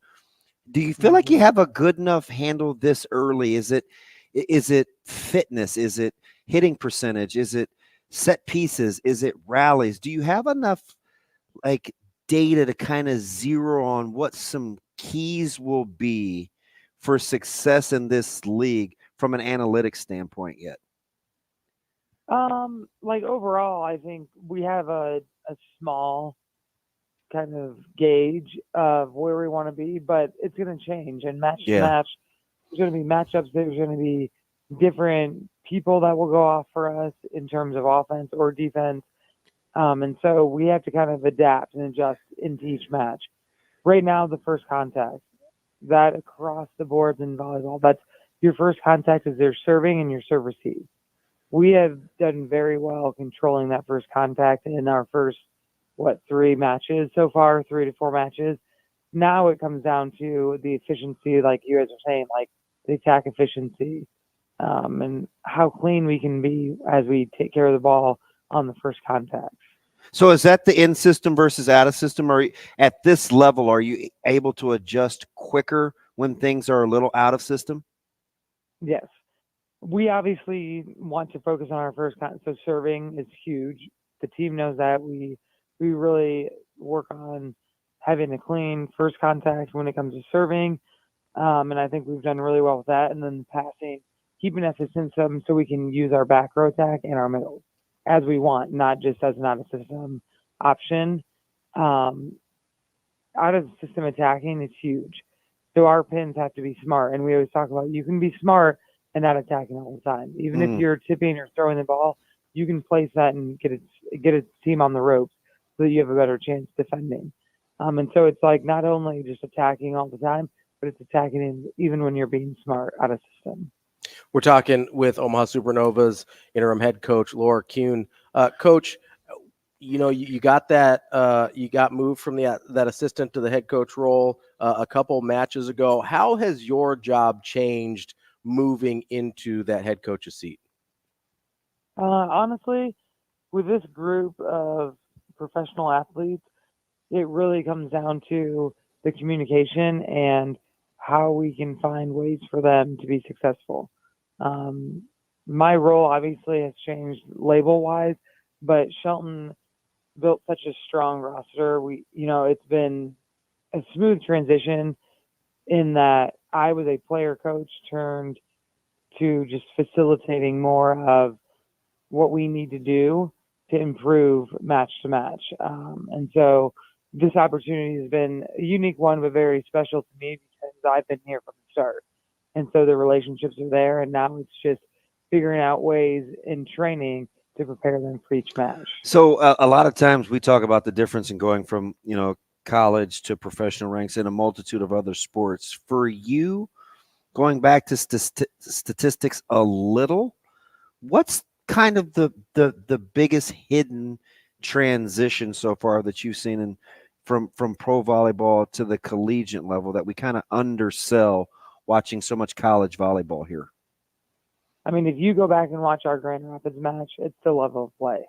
Some of those rallies, even the defense. I mean, the defensive plays that both teams are making and being in system in order to set your middles, your back row, having all your options. I think that is what people, when you watch, grasping the level of play that you're watching.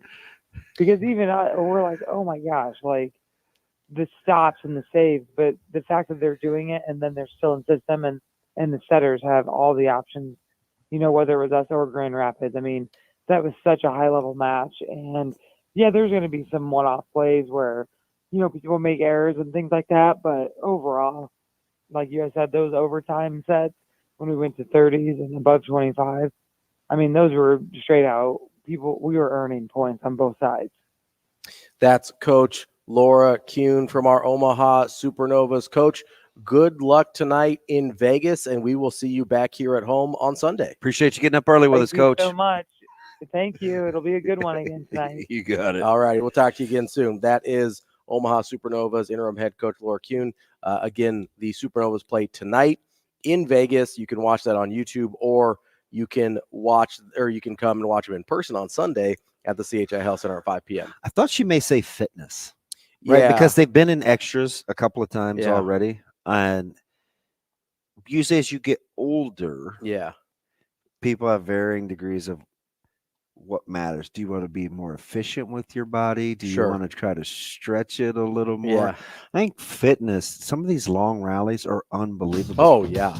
Because it's not just the fitness of the entire match, but like the point itself. With the extended rallies gets a little kind of a little ridiculous, to be honest. Like some of those are like, are you practicing that? That's what I mean, right? And you've got these points that you get an opportunity. You're like, okay, this is an opportunity to score here, and it's like, nope, that's coming back to me. Like there's got to be a mental adjustment there as well. Coming up next, we're going to talk to our guy B. Edwards, see if we can make a little money here on a Thursday. That's coming up next here on Hurrdat Sports Radio.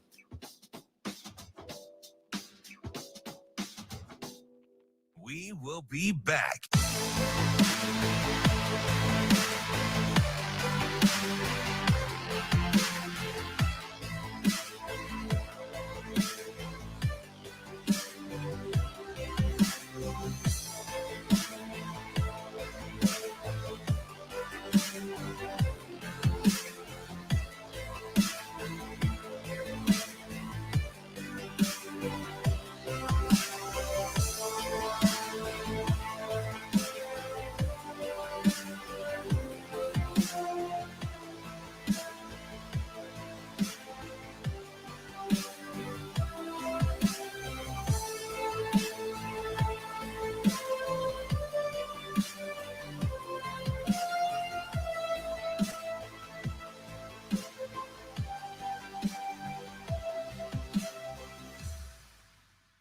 We will be back.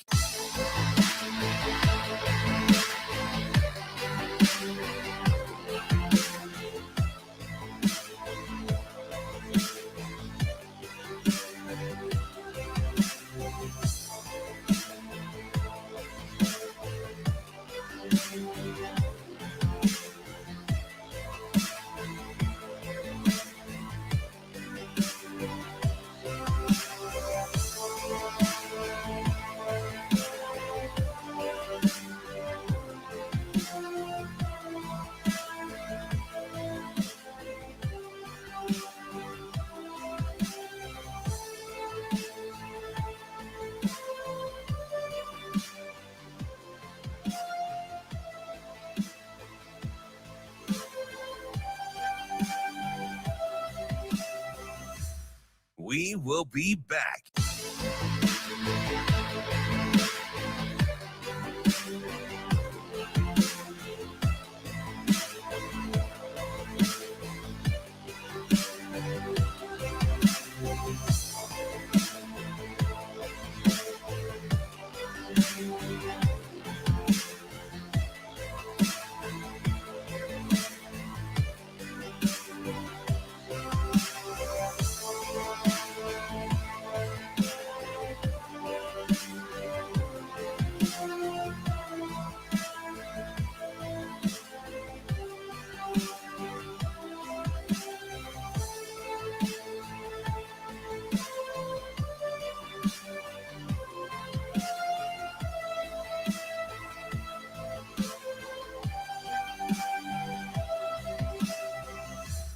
We will be back.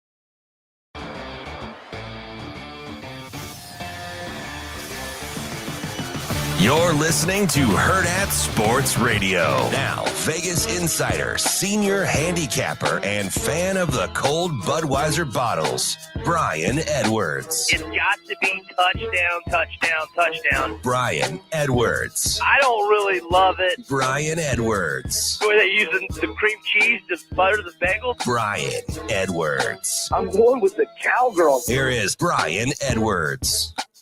All right, before we get to B. Edwards here as we wrap up hour number 2 on Hurrdat Sports Radio, if you want to go see the Omaha Supernovas on Sunday, I'll be there. You can go check them out. Give us a call right now. First person to call Shano, 888-638-4876. We'll get tickets to the Omaha Supernovas on Sunday. Give Shano a call, 888-638-4876 on the Warhorse Sportsbook hotline. And you will get tickets if you're the first person to call to the Omaha Supernovas on Sunday. Speaking of Warhorse, if you want to place any of these bets that B. Edwards is about to give you, make sure you get out to the Warhorse Sportsbook in Lincoln or the Horseman's Park kiosks in Omaha, 6303 Q Street. Warhorse Sportsbook is the best place to place your bets in the state of Nebraska. You can place straight bets, parlays, live in-game bets, props. Almost every major sporting event is accepted at Warhorse Sportsbook. No bets, no glory. Joining us now on that Warhorse Sportsbook hotline is B. Edwards. What's going on, man? What's up, gentlemen? How we doing? Damon, congrats on your son's recruitment. I appreciate that. Thank you. You and I'm like your government. You can't ever quite get rid of me. I'll always kind of resurface. I mean, we're going on double-digit years, and I'm back. I like it. Is he early enrolled, or does he still play? Does he play high school or? Yeah, so he really could have graduated, but he's going to try to see if they can win a state championship. So he's a hooper. Yeah, and nice. Yeah, he's okay. So they sent his workouts last week, so he'll get cranked. He'll still be in school technically, but he'll start working out as soon as the season's over, the second week in March. And what's that drive from Omaha to Lincoln? It's from my house to the locker room is 38 minutes. Oh, I didn't know it was that close. Yeah, I'm kind of on the skirts right by the interstate, and it's about 38 minutes door to door. Oh wow, I was thinking it was at least an hour and a half or so. Oh, that's great. Yeah, it really is. So we're excited. Good deal. B, as we get into some picks this week, you've got I'm gonna jump to the one that sticks out to me the most. You got my Golden State Warriors on there at Utah. I'll be honest, I've had a really hard time getting a feel on this Golden State team, although they are playing better as of late. What do you like there with Golden State as a 2-point favorite on the road? Well, both of these teams have been pretty good to me. I was kind of a fade of Golden State a decent amount early in the year, and then lately they've been awesome to me, except for last night. And they had an 11-point lead going into the fourth quarter and let it get away. But I'll go right back to them. Now, I had been backing Utah a ton, but they have slumped here lately. Now, both teams in a back-to-back spot. But Utah is 2-6, both straight up and against the spread in their last 8, really struggling all of a sudden. Whereas before last night's fourth quarter collapse, Golden State had won 5 in a row, both straight up and against the spread. They had won 7 of 8, both straight up and against the spread, with the only loss in overtime. And of those 7 wins, 5 had been by double-digit margins. They've dominated the Jazz in recent years, 8-2 straight up, 8-1-1 against the spread in the last 10. So I'm going to do Golden State -2. Now, I wouldn't make a big investment like early in the day. I mean, I'm not saying it's a big investment period anyway, but especially being in a back-to-back, I mean, I'm almost certain Steph will play, but maybe Clay would get downgraded. So maybe keep an eye on that. But nothing, even if Clay got downgraded, I still like it. But being a back-to-back, you never know. Hey, B, how long has it taken you to kind of adjust to the fact that winning on the road has been so difficult, whether it's top 25 versus non-ranked or whatever? I mean, winning on the road has been brutal. Does the data reflect that when you're looking at these games? Yeah, especially early in the year. Now, there have been some teams that have, broken out on the road a little bit. Like I had Richmond last night. They were undefeated with only 1 non-cover at home all year, but they got beat at home. So I feel like the road teams are starting to, get some wins here later in the year. But yeah, in January and early February, it was like, home dogs were just on insane runs. And a lot of the ranked teams going to unranked were getting beat. But I feel like some road teams have been stepping up here the last week or two. Yeah, a couple tricky ones here as Vegas is trying to adjust with Boo Booey and company, Northwestern going to Rutgers. Rutgers is hard to get a gauge on. I mean, significantly worse record, but they are at home and a decent-sized fade, 4.5. Okay. Well, an hour or so ago, I was looking at 3.5. If they're 4.5, that might be a little 4.5. I'm seeing some 4s at like 108. There's a 4.5 at like 105. It's creeping up there. It's interesting. Yeah, I would not want to go all the way to 4.5. As long as it's 4 or fewer, I like Rutgers. Now, not an ideal year for Rutgers, but still pretty tough at the rack. 10-3, straight up, 8-5 against the spread. Northwestern just lost one of their better players, Ty Berry, out for the season, tore his meniscus, actually against Nebraska last week. And he was their top 3-point shooter, top free throw shooter. 4th leading scorer. So they're down to basically a 7-man rotation. And the Scarlet Knights playing some of their best hoops. They've won 3 in a row, both straight up and against the spread, and beat Wisconsin by 22 at the rack this past weekend. So, again, I would not go higher than 4, but at 4 or fewer, I'm going to go Rutgers here at home. We're talking with Brian Edwards, our Vegas insider. B, the lines aren't out quite yet for Nebraska ball's game on Saturday against Penn State, but you're thinking they're going to be about -7? Is that the number you like them up to? Yes. Nebraska has been really good to me at home. Just watched Penn State struggle against Northwestern this past Sunday afternoon. Penn State had stepped up and had some pretty good games before that, but Nebraska I know urgency does not always translate into success, but Nebraska still needs to pad that resume with some good wins. Certainly a bubble team right now, and they've just been automatic at home all year, and a good deal of double-digit wins as well. So 7 or fewer. I would like Nebraska. And if you like a money line parlay on a big Saturday card, regardless of what the number is, I would like Nebraska on the money line in a parlay. I wouldn't want to lay minus 400. What about the Jays with that house of horrors called Hinkle? Yeah. Rumors swirling. Where's Mac's next potential destination? Is he staying home? Like, that's a tricky one. Butler dealt them fits on the road. Now they go home. What do you think here with the Jays tentatively?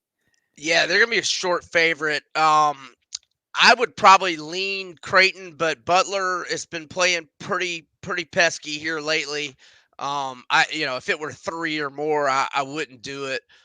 2 or less, I would lean Creighton, but it wouldn't be a big play because Butler's playing pretty good ball. What are you talking about? Have you heard McDermott rumors to Ohio State? Is that what you were referencing there? Oh yeah, I think there's a lot. I think depending on what happens. Does he have history there?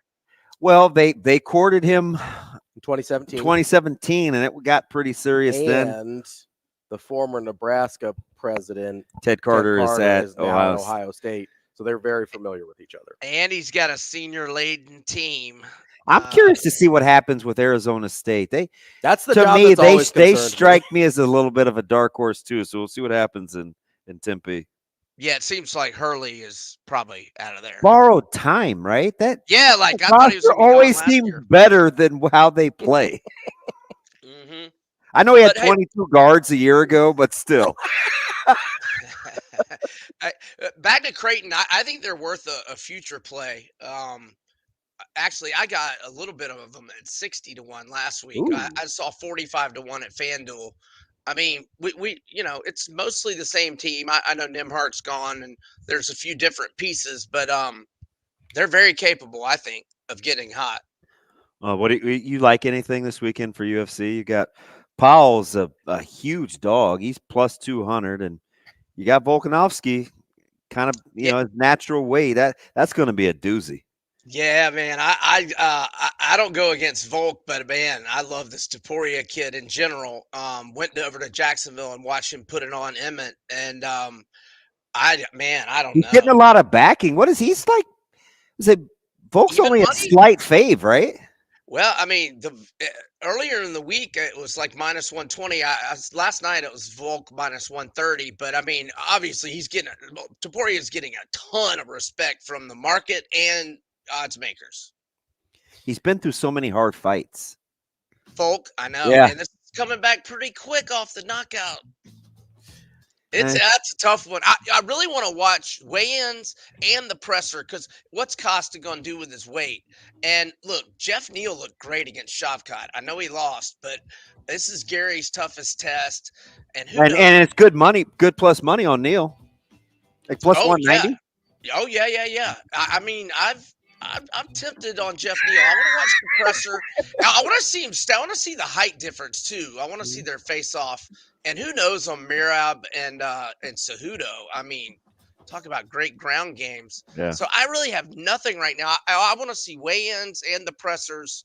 And so I'm kind of low on picks today, guys. I will throw out that I think FAU is still worth a future play at 75-1. Just some small change. I mean, they're not covering a lot, but they're still mostly winning. And it's that same team that lost at the buzzer in the Final Four. I think they can get hot again. Yep. That's Brian Edwards, BrianEdwardsSports.com, Vegas Insider, MajorWager.com. B, we appreciate your time as always. Catch up with you next week. Thanks, B. Yes. Sorry, not more picks today, guys. No, you're good. All good. All good. We will be back.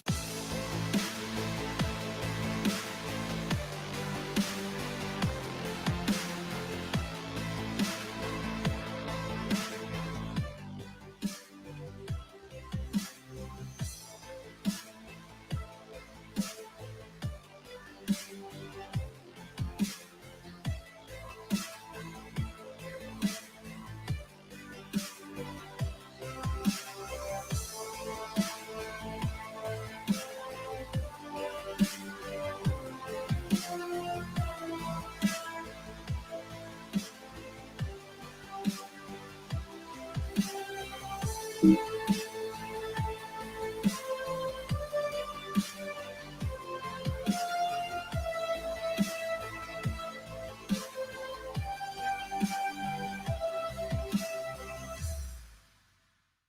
will be back.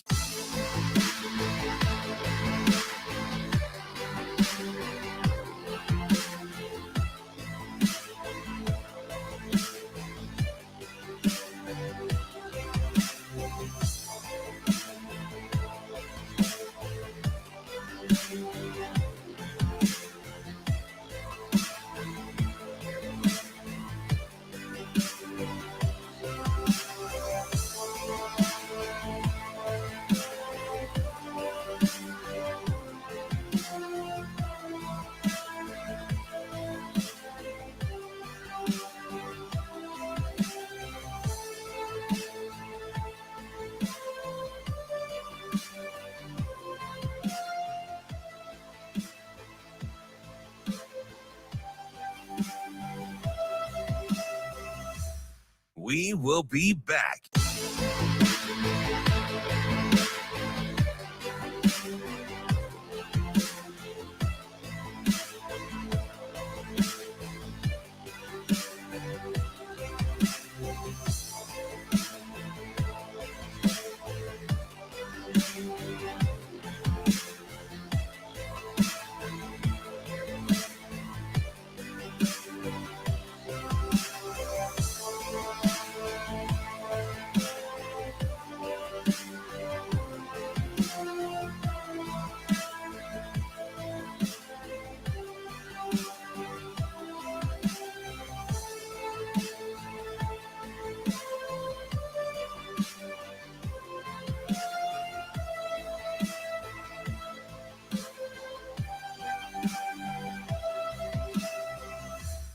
We will be back.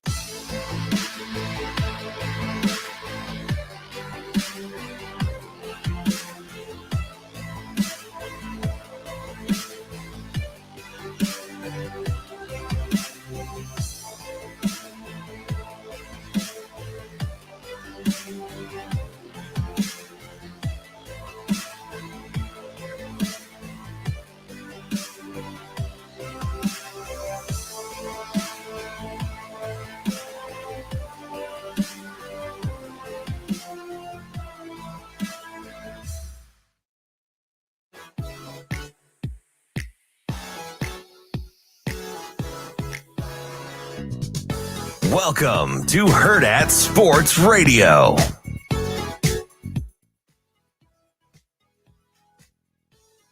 Off hour number 3 here on Hurrdat Sports Radio, AM 590, ESPN Omaha, ESPN Tri-Cities. And for this third hour, we're on KFOR in Lincoln as well. I want to say congrats real quick to Adam in Lincoln for winning those Supernovas tickets. And as he's driving up here on Sunday, want to remind him and all of you, hands on the wheel, eyes and focus straight ahead. The driver has one job to do, and that is to drive. Focus and just drive. This message from the NDOT Highway Safety Office. Joining us now on the Warhorse Sportsbook Hotline is our friend from Husker 24/7, Michael Bruntz. Bruntsy, what's going on, buddy? Not much. How you guys doing? Hi, MB. How we doing? Yeah, long time. Long time. Long time. Yeah, long time no speak. Yeah, I'm good. No complaints. You guys doing all right? Are you? Did you celebrate Mike and Shelby's newest edition, or were you like, can't wait to see how this plays out? I don't think those are mutually exclusive. I'm Team Hudson. Let's go. Congratulations, and let me get my popcorn. Yeah, no, I'm here for any just if you need to vent, that's fine. You can do that. But no, I'm really happy for him. But yeah, they're in it. They're like a weekend. Schaefer's not a coffee guy, so I don't know how he's living right now. But no, I'm very happy for them. Yeah, it's funny, but it's not funny. This is so childish. The very first thing I thought of, and I know you'll get this. is Mike J. Schaefer dealing with school pickup and drop off with how people navigate a school parking lot. He is going to lose his mind. Yeah.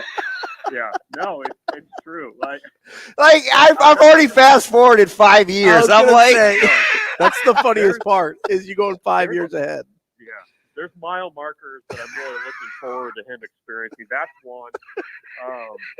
You know, he does a lot of radio appearances, and as a veteran of trying to like wrangle kids while also doing radio, I look forward to the first time like Hudson goes Macho Man Randy Savage off the couch when he's trying to like talk Nebraska recruiting on the radio.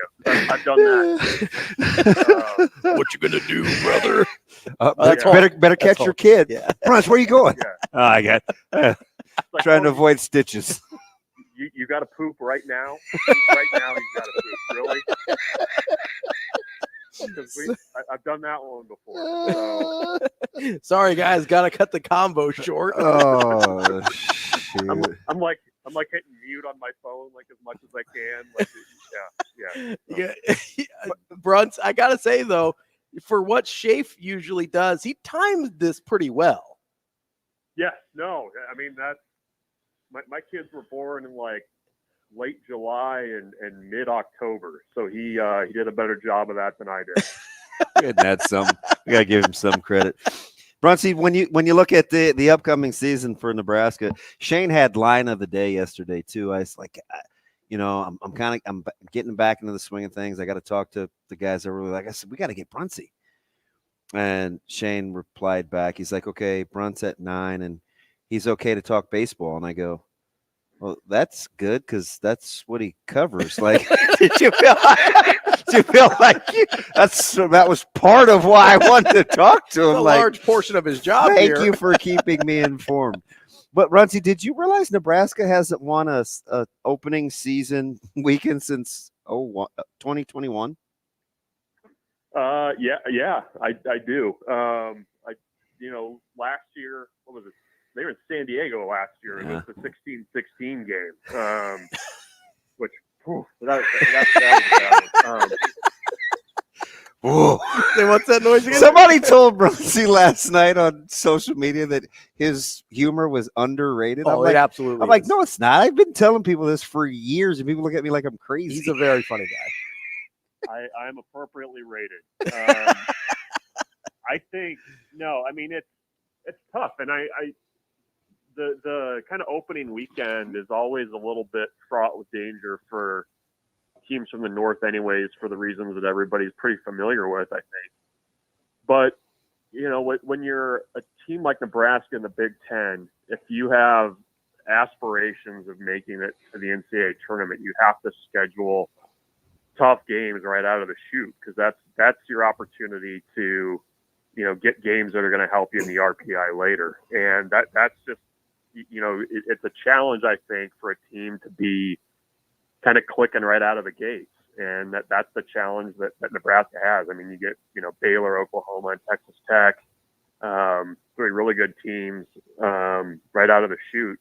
And, I think there's questions about this pitching staff. I mean, I think they feel like they have guys that can do it. It's just a matter of, figuring out who those guys are, and getting them in the right roles. But yeah, I mean, that's the challenge every year for Nebraska is how do you kind of come out clicking right away? And they've done that at times, but not with any kind of consistency. I mean, even Darren Erstad's teams, they'd go down to Arizona and play like Oregon State right out of the gate. And that's just really tough to do when you're, just kind of trying to get your feet under you for a season and you're playing one of the best teams in college baseball. So yeah, I mean, it's taken a few weeks, I think, for them to sometimes get going, and that sometimes hurts you later in the year. Bruntz, when you look at this roster and how it's assembled, you obviously mentioned the pitching staff, which has been an area of concern. Is there anywhere else that you're looking at with some major question marks on how this team is constructed? Someplace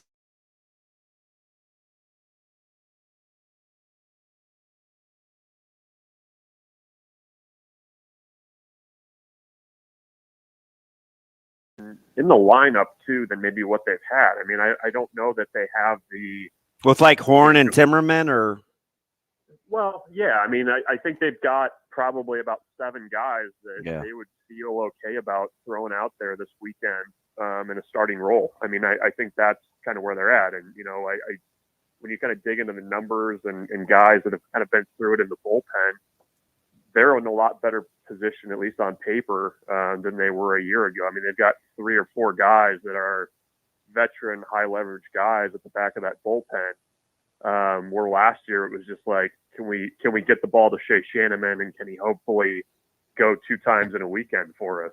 So I think they've upgraded there. I mean, I just think a lot of the questions I have are just kind of the unknowns of just new faces. I mean, when you look at the lineup, I think you're obviously, you know, having to replace Max Anderson and Bryce Matthews, which is no easy thing to do. But I mean, I think you're kind of doing it in the aggregate. You know, it's going to look a little bit different. You're not going to be as dependent on the home run as they were a year ago. And, you know, I think there's a little bit of question about whether that approach is going to work, but I think they've got a little bit more of a 1 through 9 that you feel good about than what they had last season too. So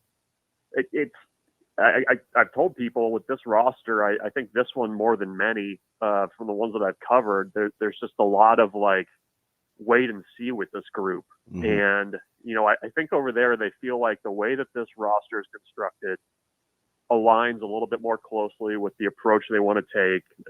There's guys that are a little bit more kind of the dirt bag grinder type guys than maybe what they've had in the past. And I think they've got kind of a wealth of arms that people don't really know about yet, but I think over there they feel okay about guys that are going to be able to throw strikes and get out.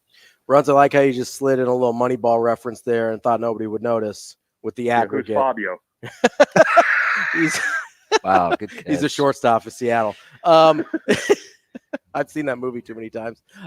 So would you describe, it kind of sounds what you're describing here is like they've got a lot of options, but not a lot of answers. Is that a fair way to sum up what you were saying there? Yeah, no, I think that's really fair. I mean, I do think that they've got guys that, you know, in scrimmages and even in the fall, they've felt pretty good about, but you know, you see Nebraska get picked 5th in the league. And I know that Big Ten baseball coaches are always, they're not the best at the preseason prognosticating. So, you know, when Nebraska's picked 5th, you're like, okay, what's going on here? But I think there's a lot of volatility with this roster. I mean, I think a lot of it is just people even in the conference don't really know what Nebraska has this year. And we'll find out what that kind of looks like. But, you know, Maryland can hit in that ballpark. Indiana's going to be there. Iowa can pick it. I don't really have any problems with however you put the order in the top 3 of Iowa, Indiana, and Maryland, though, right? Or do you? Well, I mean, Maryland lost their head coach, pretty much everybody that contributed in that lineup. And, you know, they're lacking some veteran arms. I think what I would agree with is Iowa and Indiana, I think, are your top 2. And then you take that kind of next tier of teams, and you could probably that ballpark is still going to fit Maryland's offense, though. Well, sure, it's 275 to dead center. I mean, anybody can hit it out of that park. But I think Shano. I think that's they got the rangefinder out. It was not listed. It's not what it's listed. But do you like Rutgers? Yeah, I think they're a team that's trending up. I think they finally got that figured out. They've got a picture that they recruit to, and I think they'll be in there. But I think that group of like 3 through 6, you could basically put them in the Yahtzee Cup, shake them up, and feel pretty okay about however you'd predict that to go. I'm sorry, guys. I just need a minute here because I'm just grappling with the fact here that Maryland is 275 to the fence because this is don't trust Bruntz. No, he's probably right because he's a smart dude. But so you know, back about 275. Stop. Well, back in the day, this was a guy I brought up yesterday. Marshall McDougal hit his 6 home runs at Maryland, And I was able to grapple with the fact that it was Gorilla Ball era with the bats and everything. But now that I know it's also 275 no, he was over there there playing at Gladiator Park. I'm like, oh, man, that hurts my soul a little bit. It's the fraudulent 6 homers. I don't feel good. You just hurt me there, Bruntz. Sorry you had to be the bear, accept that news, but it plays a little bit shorter than what's there. It's downhill. Hey, so tonight, Brunsy, to change gears for you with hoops, who are you rooting for? Northwestern or Rutgers? Northwestern, right? For Nebraska's sake? Yeah, I think so. I mean, I haven't dug into the NET stuff this morning, but yeah, I mean, I would guess so. I mean, because either way, you're going to have you would have a road loss. Yep. Nebraska still has the ability to win that one at home. Yeah, I don't know. I mean, I'm just happy Wisconsin found a way to hold off Ohio State. Yeah. No, I mean it's a tough question because with Barry out, you kind of don't know what Northwestern's going to be the rest of the way. But yeah, I mean, I guess Northwestern, I'd probably root there. Yeah, I think Northwestern, if they get a win, they can maybe hop back into that top 50. So your road loss becomes a quad 1 road loss. Rutgers is in the 80s, so they're probably staying about where they are regardless. So I think Northwestern's the play here. Nebraska's going to be kicking themselves for letting that one get away. The Rutgers one? Yeah, absolutely. Well, that Minnesota, right? Yeah. Like those are the two that you're just going to be kicking yourself for at the end of the year. But at least Minnesota's was overtime, right? That was over like a half. Nebraska had the good first half, the bad second half. It trickled away. It wasn't. Rutgers, you had the 2 double-digit stretches where you were seriously inept. Yeah. Yeah. Well, I mean, both of those and teams, still could have won we got them Rutgers. again. They're really bad matchups for Nebraska. I mean, like, just in terms of kind of what they have at the big spot. I mean, you saw what Rutgers kind of did against Mass, and Minnesota just has, long athletic guys that, I know, people are feeling pretty confident about this last 6-game stretch for Nebraska, but there's some really tough matchups just in terms of personnel that Nebraska's got to deal with, I feel like. Bruntz, if you were being courted and your wife gave you the green light, would you rather coach basketball in Ann Arbor or Columbus? Ooh.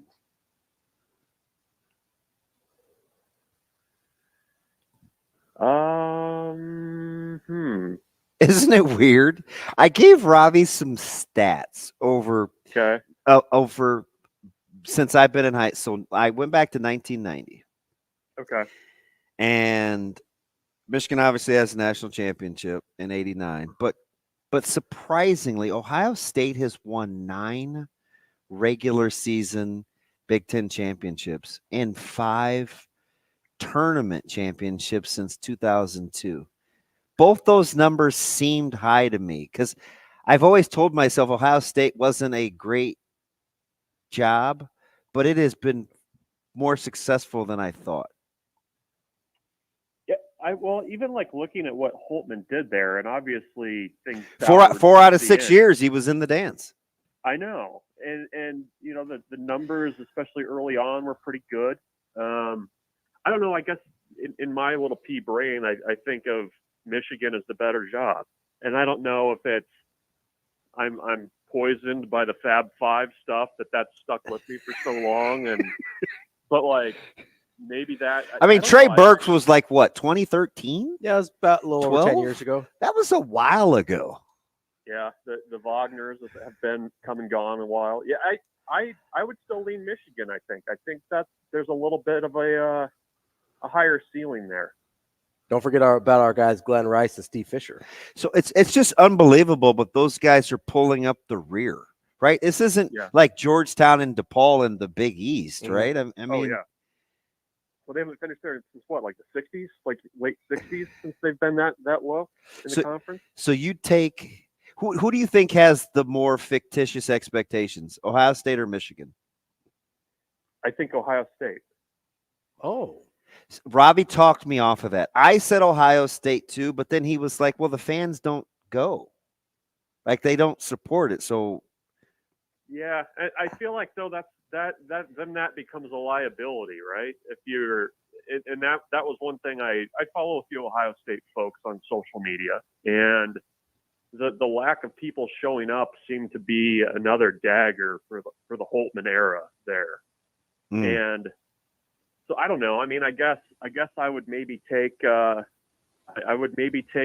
people showing up and a little bit more expectation at Michigan than I would at Ohio State, because I think it kind of scares me when, people are kind of indifferent about coming and then all of a sudden they care a lot about how your program's running when they haven't really been there. I don't know. Maybe I'm just justifying things here. So Bruntz, DB called me out on this a little bit because I think, at least from my perspective, and he's just right. in his feels. No, he's right that my expectation for what fans do with a losing program is totally skewed by where we live, right? Yeah, that's I don't know how big of a deal it is. Nebraska that Nebraska is rare. Yeah, football and basketball, it is rare. Like I don't know how. Maybe it's not a big deal that Ohio State's not showing up because they're bad and they were bad last year and they haven't been really that good over the last few years. Yeah, they were still making tournaments. Did you see the crowd at Iowa and Minnesota the other night? Iowa, Minnesota.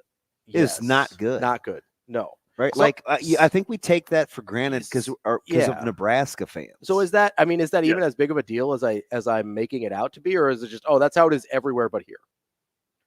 No, I mean, I think it just, whether or not it matters, it becomes a thing. Like, I just from the Ohio State stuff. I mean, it's like, they're not good. They sold 8,000 the other night. Like that to me is, that's not bad. I mean, it's not DePaul. As they've been. Yeah, I mean, it's not drawn. They lost by 36 last night. Like I get I follow a team that routinely puts 1,500 fans in a 70,000 seat stadium. Well, at least contractually, you're obligated to at least one more year of baseball. I don't know where your home's going to be, but at least you have you have to play this year. Well, they're talking, Damon. There's discussions. Nobody wants them, so they might need to extend the lease a couple of years. Oh boy. Okay, you may have more than one. And speaking of years, let's hit the trifecta since you're super versatile. UCLA's off the table now with Foster being hired. And speaking of fan base, and boy, the Bruins fans talk about Chip Kelly like he was the Antichrist, and he actually wasn't that bad. He won a little bit. It's not that bad. But I guess their infrastructure is a mess. But Bruntz, over under of years Tony White has in Lincoln, and I said it. UCLA's off the board. Syracuse has gone a different direction. I set it at 1.5 years. That's the right number to set it at. Over under for Tony White years in Lincoln. Well, you San Diego State's off the board too. Yep. That felt like a big one. I would still say I would take the unders on that. Are you? Come on, Bruntz. You know that hurts me. I know. I told Ravi, I said, the sick thing about coming back is I have to put up with. I'm already emotionally invested in Nebraska. Now it's personal. Yeah. Right. You still put it at 1.5 under? Here's why I would say under. Okay. And I'm kind of hedging a little bit because I think that I did not foresee 30 jobs, or I guess 31 now since Georgia State's head coach left in the middle of spring ball. But it's not funny. It's a little funny. I think it's his delivery. I think there's always jobs that open that you kind of don't foresee, but I would expect that next year would probably be a slow hiring cycle, which I'm probably wrong to think that because it always seems to be a little bit better, a little bit more active than what you expect. But he feels like he's at the front of the line now for whatever job comes open, and especially if it's at any MAC job, But he is very particular. That's a good thing, right? Choosy. Yeah, that's the good part. That's true. But I mean, I don't know. I mean, if the one thing that I could say where I think you could be comfortable saying the overs is that, you know, I think he's going to be at a point at a coordinator, if Nebraska's defense is as good as we think they're going to be, that, you know, there might be some of those, you know, starter jobs or what are seen as like starter head coaching jobs that might actually be a little bit below him at this point, you know? Yeah, I think I don't think he's taking just a job to take a job, right? No, I don't think so either. I'm my reason for saying taking the under now is just because I the I volatility feel like of the market. Yes. I will say it is a plus for the over that San Diego State, Arizona State, UCLA, and Syracuse have all hired coaches within the last like 14 months. Yes. So that's the best sign for the over. Yes. Yes. So I went from not liking Ravi this morning and being Team Bruntz, and I might be back to Ravi, man. I need over a year and a half. Why is that, DB? Why didn't I don't know. I like good defense. We're past the stray defensive coordinator job becoming open now. Like, we're okay then. I think that's true. Bruntz, you're amazing, man. Appreciate it. Yep, we'll see you guys. Great stuff as always from Michael Bruntz, Husker 24/7. Coming up next, we're gonna get to a bunch of stuff that we haven't got to yet. How about how we just stretched him pillar to post? We started out with childcare and parenting to basketball, Vegas baseball, totals, football, the whole thing, and we got a little money ball in there as well. We got more Hurrdat Sports Radio coming up next.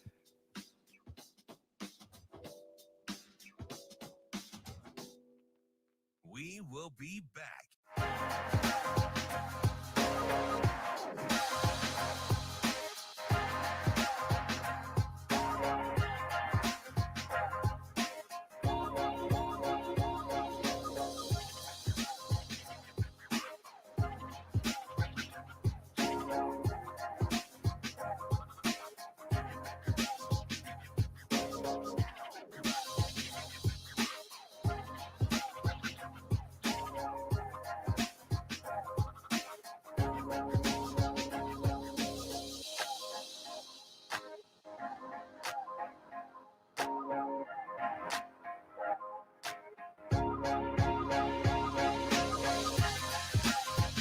We will be back.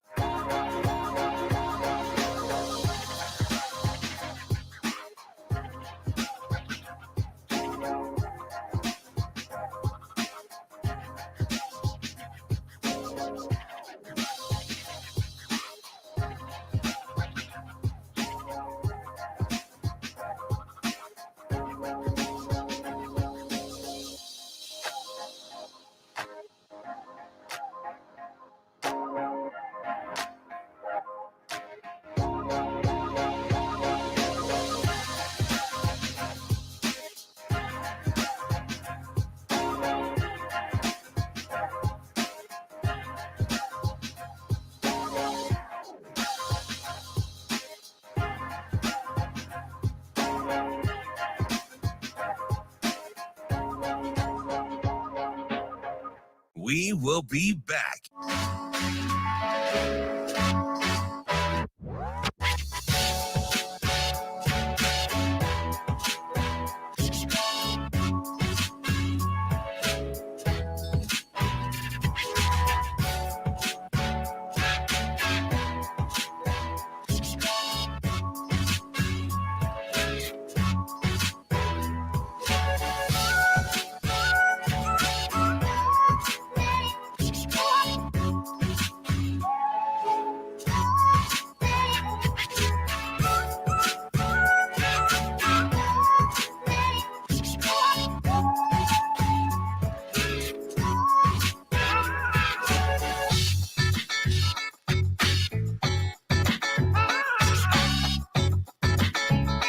We will be back.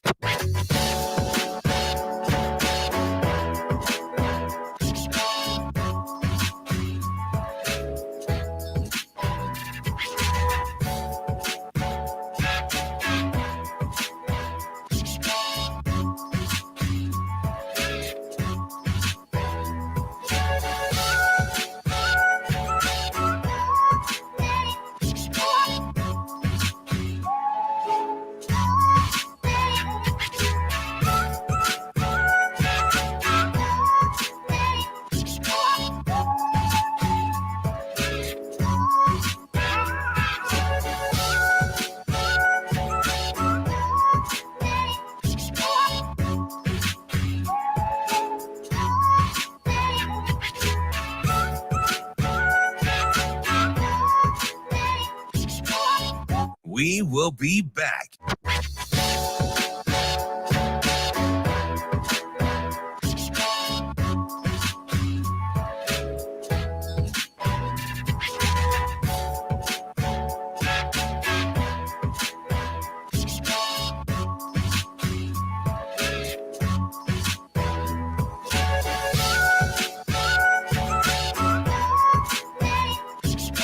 We will be back.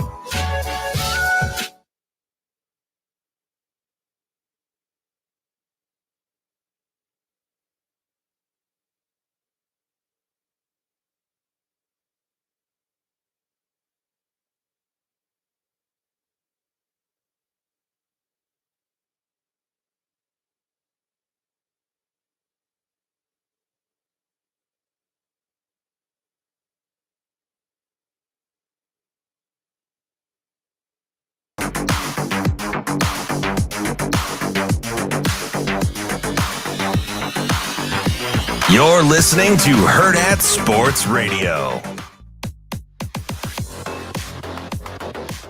Welcome back to Hurrdat Sports Radio here on AM 590, ESPN Omaha, ESPN Tri-Cities, and KFOR in Lincoln.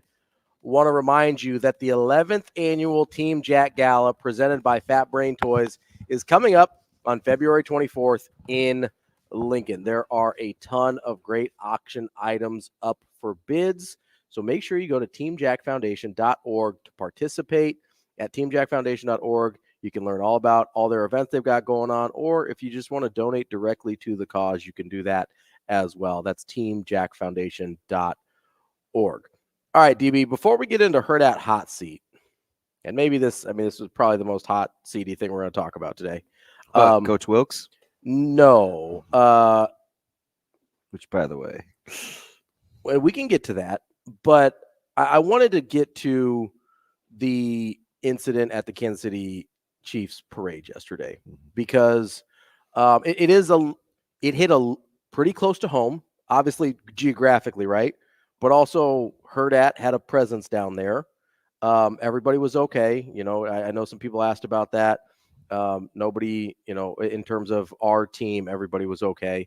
But it was, you know, it's hard to still be surprised by these things, but I was a little bit. We hadn't seen this, like when it happens in a place that hasn't happened at yet, it kind of erodes a little bit of that.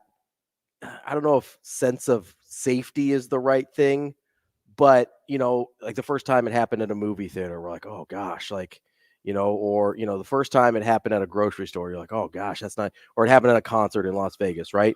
It weirdly, and this sounds terrible, but we've almost become a little numb to the schools because it's happened there so often. But when it happens somewhere new, it kind of shakes us a little bit more. And that's sort of how I felt yesterday with the parade. Bad guy taker, no. That my man T-Mac was, and this is probably like 3:00. I got to go back and look. And he goes, are you paying attention to what's happening in KC? And I said, no, what? Right? Yeah. I'm getting ready to go get Zobear, right? So then he tells me, and my gut reaction was surprised this hasn't happened before. Yeah. Like that was true serum. Like the very first thing that I thought was almost what took so long. That kind of made me sad. But I go back and I watch, because for me, I'm not afraid isn't really the word. I would be very reluctant to be around that many people anyway, ever. Like, well, and there's no way, because I think the number was like there's 800 police officers and there's a million. So when she said that in the when the lieutenant said that in the presser, she said we had over 800 law enforcement present, our agency, different agencies. I was like, yeah, the checkpoints have to be, I mean, pretty on point, but like, how could you, for lack of a better term, how could you police it?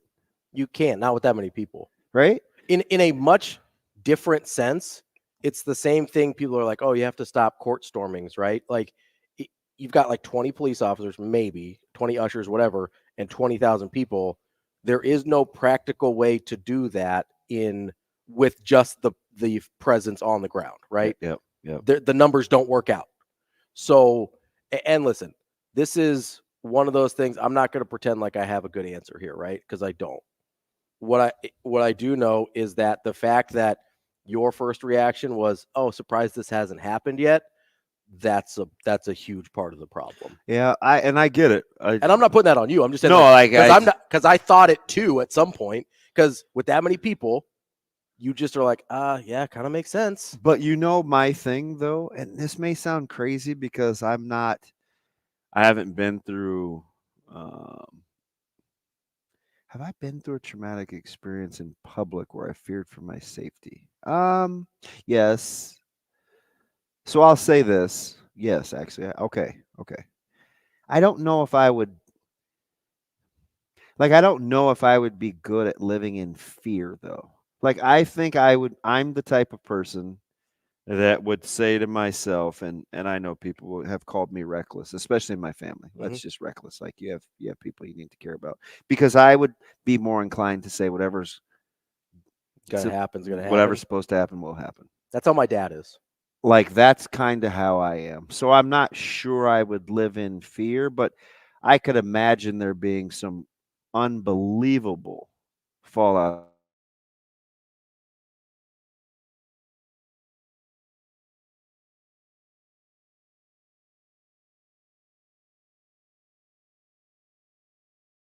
But I think 9 of the 22 injuries were between 6 and 15 years old. Mm-hmm. For those people, it is going to be a super traumatic event, right? Because they're in a very impressionable part of their life, and it's going to be a kind of core foundational event for them, most likely. Let me ask you something.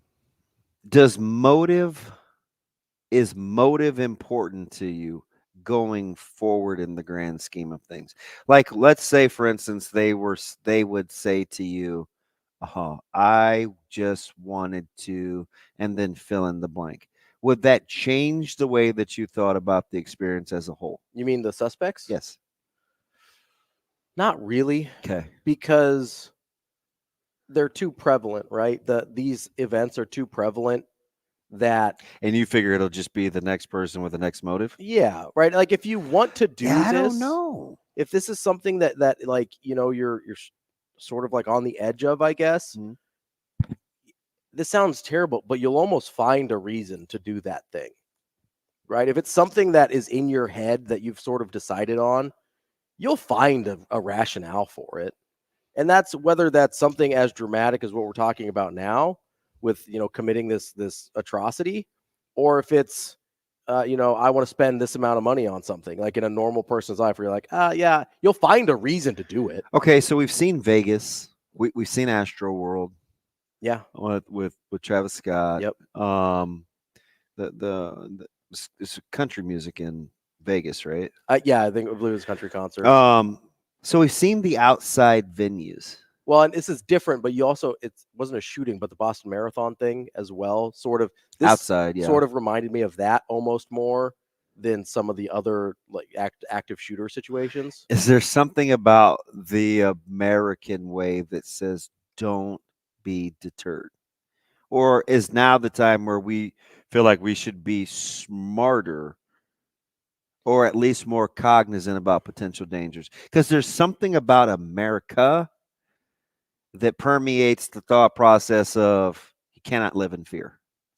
Yeah, I don't know that that's uniquely American, because you if you want to go all the way back and break out your history books of I think there's this really good section from Malcolm Gladwell in one of his books about. What do you know about my man MG? Oh yeah, I'm obsessed. Okay.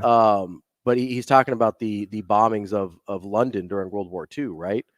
And I was going to ask you something about stoicism, kind of your person. Never mind. That's way different. Okay. But so I don't know that it's uniquely American, because he talks a lot about how the people in England at the time just kept pressing forward. You see it a lot in other countries where there's a lot more social upheaval on a regular basis in terms of political violence and stuff like that, where you just have to keep going because what's your other option, right? And yes, you would like to think that there's ways that, there should be ways to protect your kids at school, right? Like that we protect our kids at school. There should be ways to go to a concert safely. But in terms of being a person in just you're not in a public office or an elected official or anything like that, where you can actually make policy changes or anything like that. You're just a guy that's trying to go to work or trying to go to a movie or whatever. What other choice do you have but to keep going? Yeah. That's kind of where, so I don't know if it's uniquely American, but I think it's uniquely like a human thing of, well, I'm still here. I have to keep living my life. A certain amount of fortitude that everybody kind of exudes relative to their situations, right? Whether you're in like Bosnia in the 90s or Ukraine or England. Afghanistan. And I got you. Yeah. But we enjoy our big events. We like our big events. It just seems, and maybe it's because it's relative to me, it just seems like we enjoy our freedoms here more because it's what we get to do. It's kind of like how we feel about free speech or right to bear arms. Sure.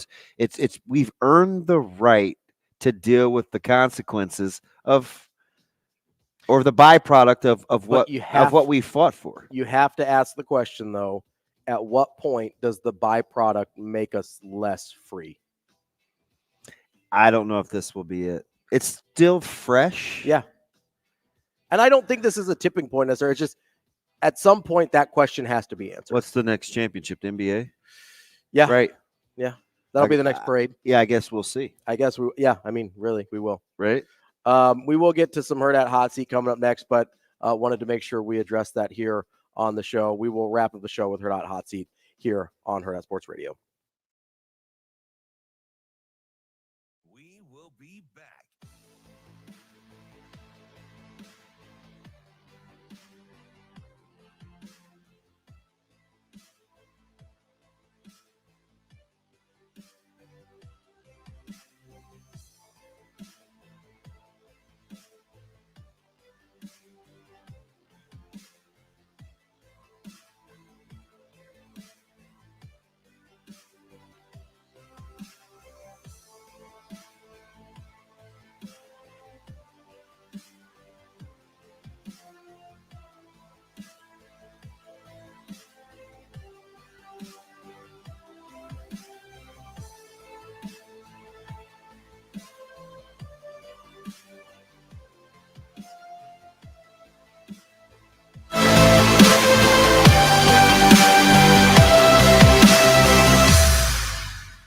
We will be back.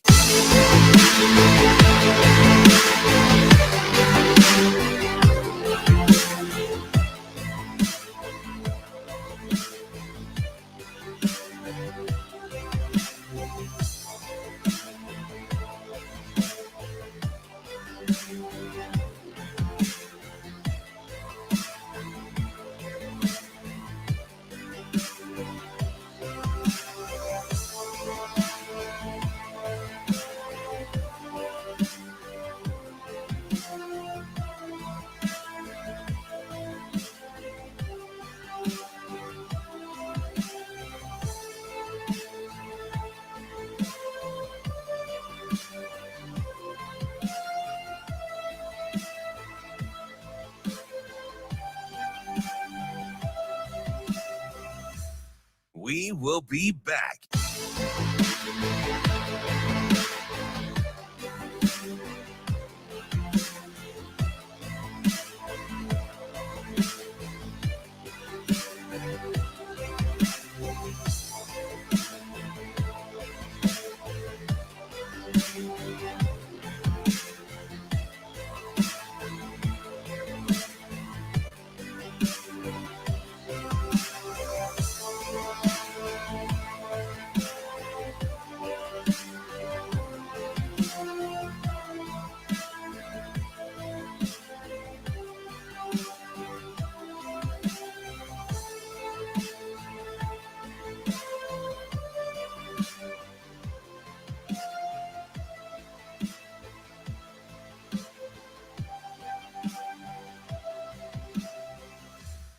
We will be back.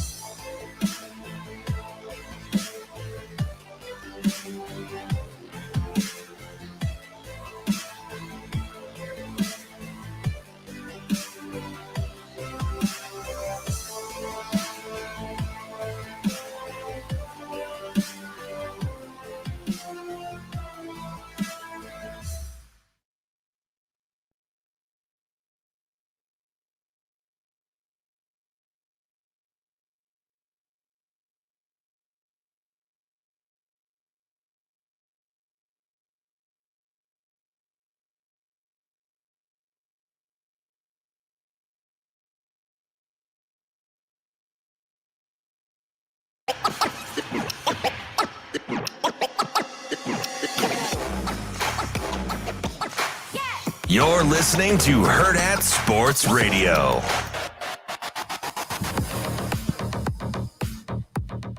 Wrapping up the show here on a Thursday on Hurrdat Sports Radio, AM 590, ESPN Omaha, ESPN Tri-Cities, KFOR in Lincoln. I'm Ravi Lulla, ODB here with me as well. And it is time for the Hurrdat Hot Seat. DB, I want to go back to what we were talking about early in the show. Okay. Greg McDermott. Oh. Give me odds on whether or not he is the coach at Creighton next Oh, year. man, really? Yep, we're doing this. And then I have a follow-up. Oh.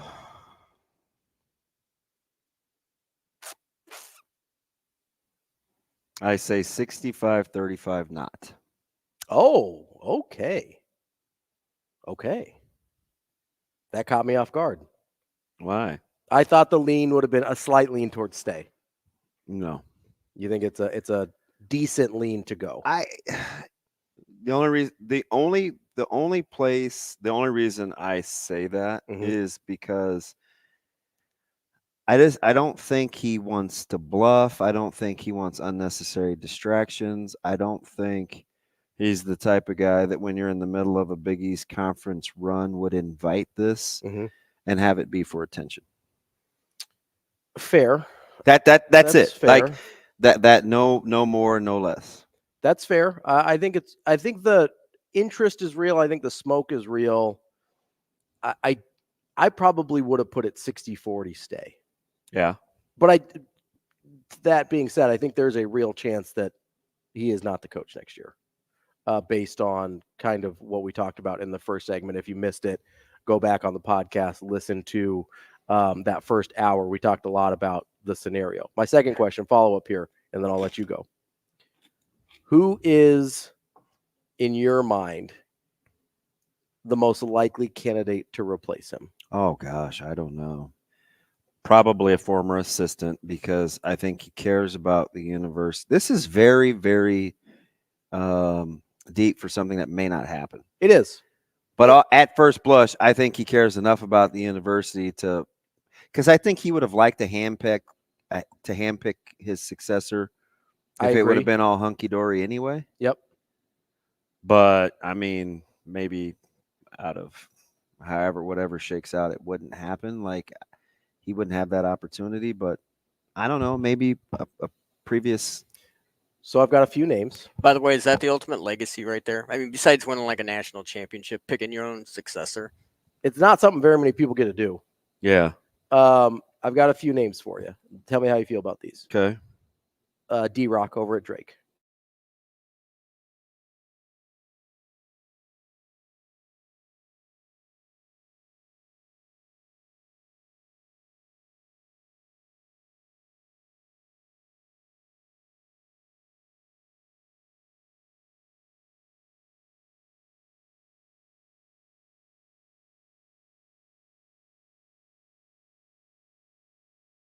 Out there, only been a head coach for 1 year, but doing really, really well so far, and has the most Creighton ties, Al Huss.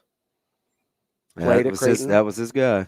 Played at Creighton, obviously assistant coach at Creighton, and now doing very well at High Point, right? Yeah. He's having a really nice first year at High Point. My guess is as that's who he would have. If he had stayed here, Yeah. I think that's who Mac would have picked. Shane, you're just gonna have to deal with the tapping on my mug. All right, another guy here. Is that your Yeti? Yeah. A guy that has more of a mixed bag in terms of results, but I think people think he's a good coach still. Who's that? Porter Moser. Yeah. But I don't know if that would get. I don't know if that moves the. I can't even do it. I got to put it back down.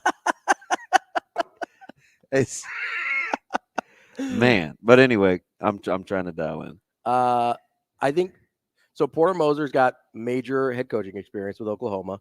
They were okay. Can I just say this? I can't drink out of my right hand because of the mic. Yeah. But the left hand, you tap the ring on it. Yeah, and I know. Oh, I don't know. It's got Porter Moser's an interesting guy. Why though? I mean, he's obviously got a long track record as a head coach. He's made that deep Final Four run, and then I think they made an Elite Eight as well at Loyola. So he's got track record of NCAA success, or it was a Sweet 16.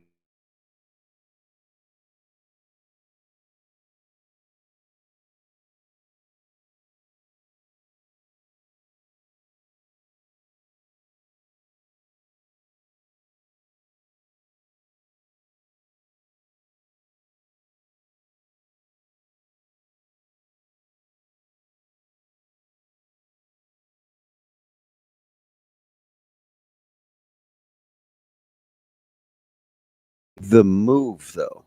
But I get it, the coming home, the allure. Yeah, it's I am always reluctant to talk about jobs that haven't come open or that aren't open. I think it's different when you're not talking about firing a guy. Like we're not talking about like, oh, Coach Mac's going to get fired, right? Yeah. I think it's different when it's, oh, he may move on. To me, at least, I don't know. In my head, it's a totally different thing. So with all this circulating and swirling, right, since probably yesterday morning, when does it hit media? I think it's got to be soon, right? You'd think. I would think that the Thursday? next thing Chattel writes would be about this. And we both think that it'll be Chattel. Yeah. Well, he's kind of got he's a voice that people listen to. B, he's sort of got the gravitas and the respect from Coach Mac and the program that he's not going to get in trouble in terms of access or something. And he wrote something a couple years ago, too. Yeah. Like he's not going to get in trouble for speculating about something that, let's say, the beat writer for Creighton or from the World Herald for Creighton would. Yeah. Whether it's Niatawa, whether it's Lorenzi, whether it's Walker, like Mac doesn't seem to necessarily extend those guys the same courtesies that he does Chattel. I think Chattel's got the juice to be able to say something and write something without it affecting the way he does his job or his access to the program or anything like that. So I would guess by this weekend, unless Coach Mac says something before that in terms of, oh, I'm not going anywhere, whatever. Because they tipped tomorrow night, right? Yeah, tomorrow. What? Tomorrow's Friday. They're at it's Butler's. Is Butler Friday tomorrow? Is it a Friday or a Saturday? The Friday games are weird, and I don't like it. I don't like the couple of random Big Ten games on Friday night either. I just told that to Aaron the other day when we were trying to decide with wrestling and basketball. And No, it's Saturday. It's a Saturday morning. Okay, so it's the 11 o'clock. Yeah. Yeah. So probably like tomorrow, maybe. Tomorrow, maybe would make sense. Would make the most sense.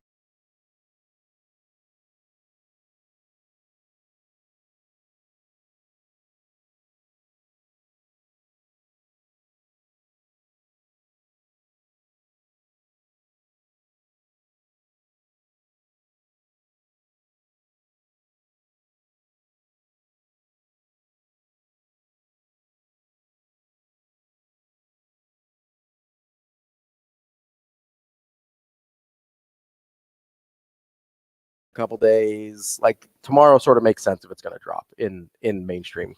So if he and Cooley are very, that's very close. the other part of this equation. And But there was an ominous quote there. It was, and it was kind of unsolicited. But maybe he was looking out for Mac. It could have been reflectionary, just because people are less appreciative of what's going on. Do you think from he's Providence projecting to it all? Maybe. Is that where you were going? Yeah. Because maybe he didn't feel appreciated enough at Providence. 100%. And so he left. 100%. Maybe he's projecting a little bit onto Mac. I can see that. And at the end of the day, maybe there wasn't any, just hypothetically. Yeah. And I'm dead serious. Maybe it was like, hey, I hope you guys know, because he and Coach Mac talk about things all the time on like a deeper friendship level, right? I mean, this is the same guy that confided in Coach Mac before Georgetown. Yeah. Right. So maybe they just talk, or maybe they talk about like NIL or coaching deals or the difference from this job to that job. And I mean, maybe it was just on his mind, but he does have a unique perspective, so you can't really gloss over that either. No, absolutely. I mean, not just a unique perspective career-wise, but his relationship with Mac. And, it almost makes me wonder if he is projecting, if you're right there, that maybe he wanted to stay at Providence and they couldn't do what it took to make that deal. You know what I mean? Like, because I do think it seemed like Cooley was getting like IOUs from Providence, like on his pay, and he has more money than he probably knows what to do with it. Georgetown, what did he say to the fan a couple of weeks ago? He's like, I'm rich. I mean, he pulled a Chappelle to the fan base, right? Like the Rick James. Yeah. Yeah. No, and that's, I think Creighton will have an opportunity to keep Coach Mac. I do think he's going to make them work for it. That's why I did 60-40 lean to stay, because I do think there is, like, if Ohio State comes with a number, I don't think Creighton's going to match that number, but it's like, hey, show me that you care. Show me that you still want me here. Show me I'm still celebrated, not tolerated, right? Yeah. That I think is, like, whether it's in dollars on the contract, whether it's on years, whether it's in, hey, here's a resource you wanted that you didn't have before, whether it's like, hey, we're going to step up the NIL collective, whatever. I think Creighton's got some work to do to keep him, but I think they can keep him. Yeah, I don't think you're wrong. That's for darn sure. Interesting stuff. We'll see if our buddy Tom Chattel drops anything tomorrow. Because I do think if it's going to be anyone, it's going to be him. That's DB. I'm Ravi. Shane Schillerberg producing for us. We will be back tomorrow. Kinda producing over here. I mean, you're doing I'm something. cutting the audio out. Yeah. You're doing something, that's for sure. We'll be back tomorrow on Hurrdat Sports Radio.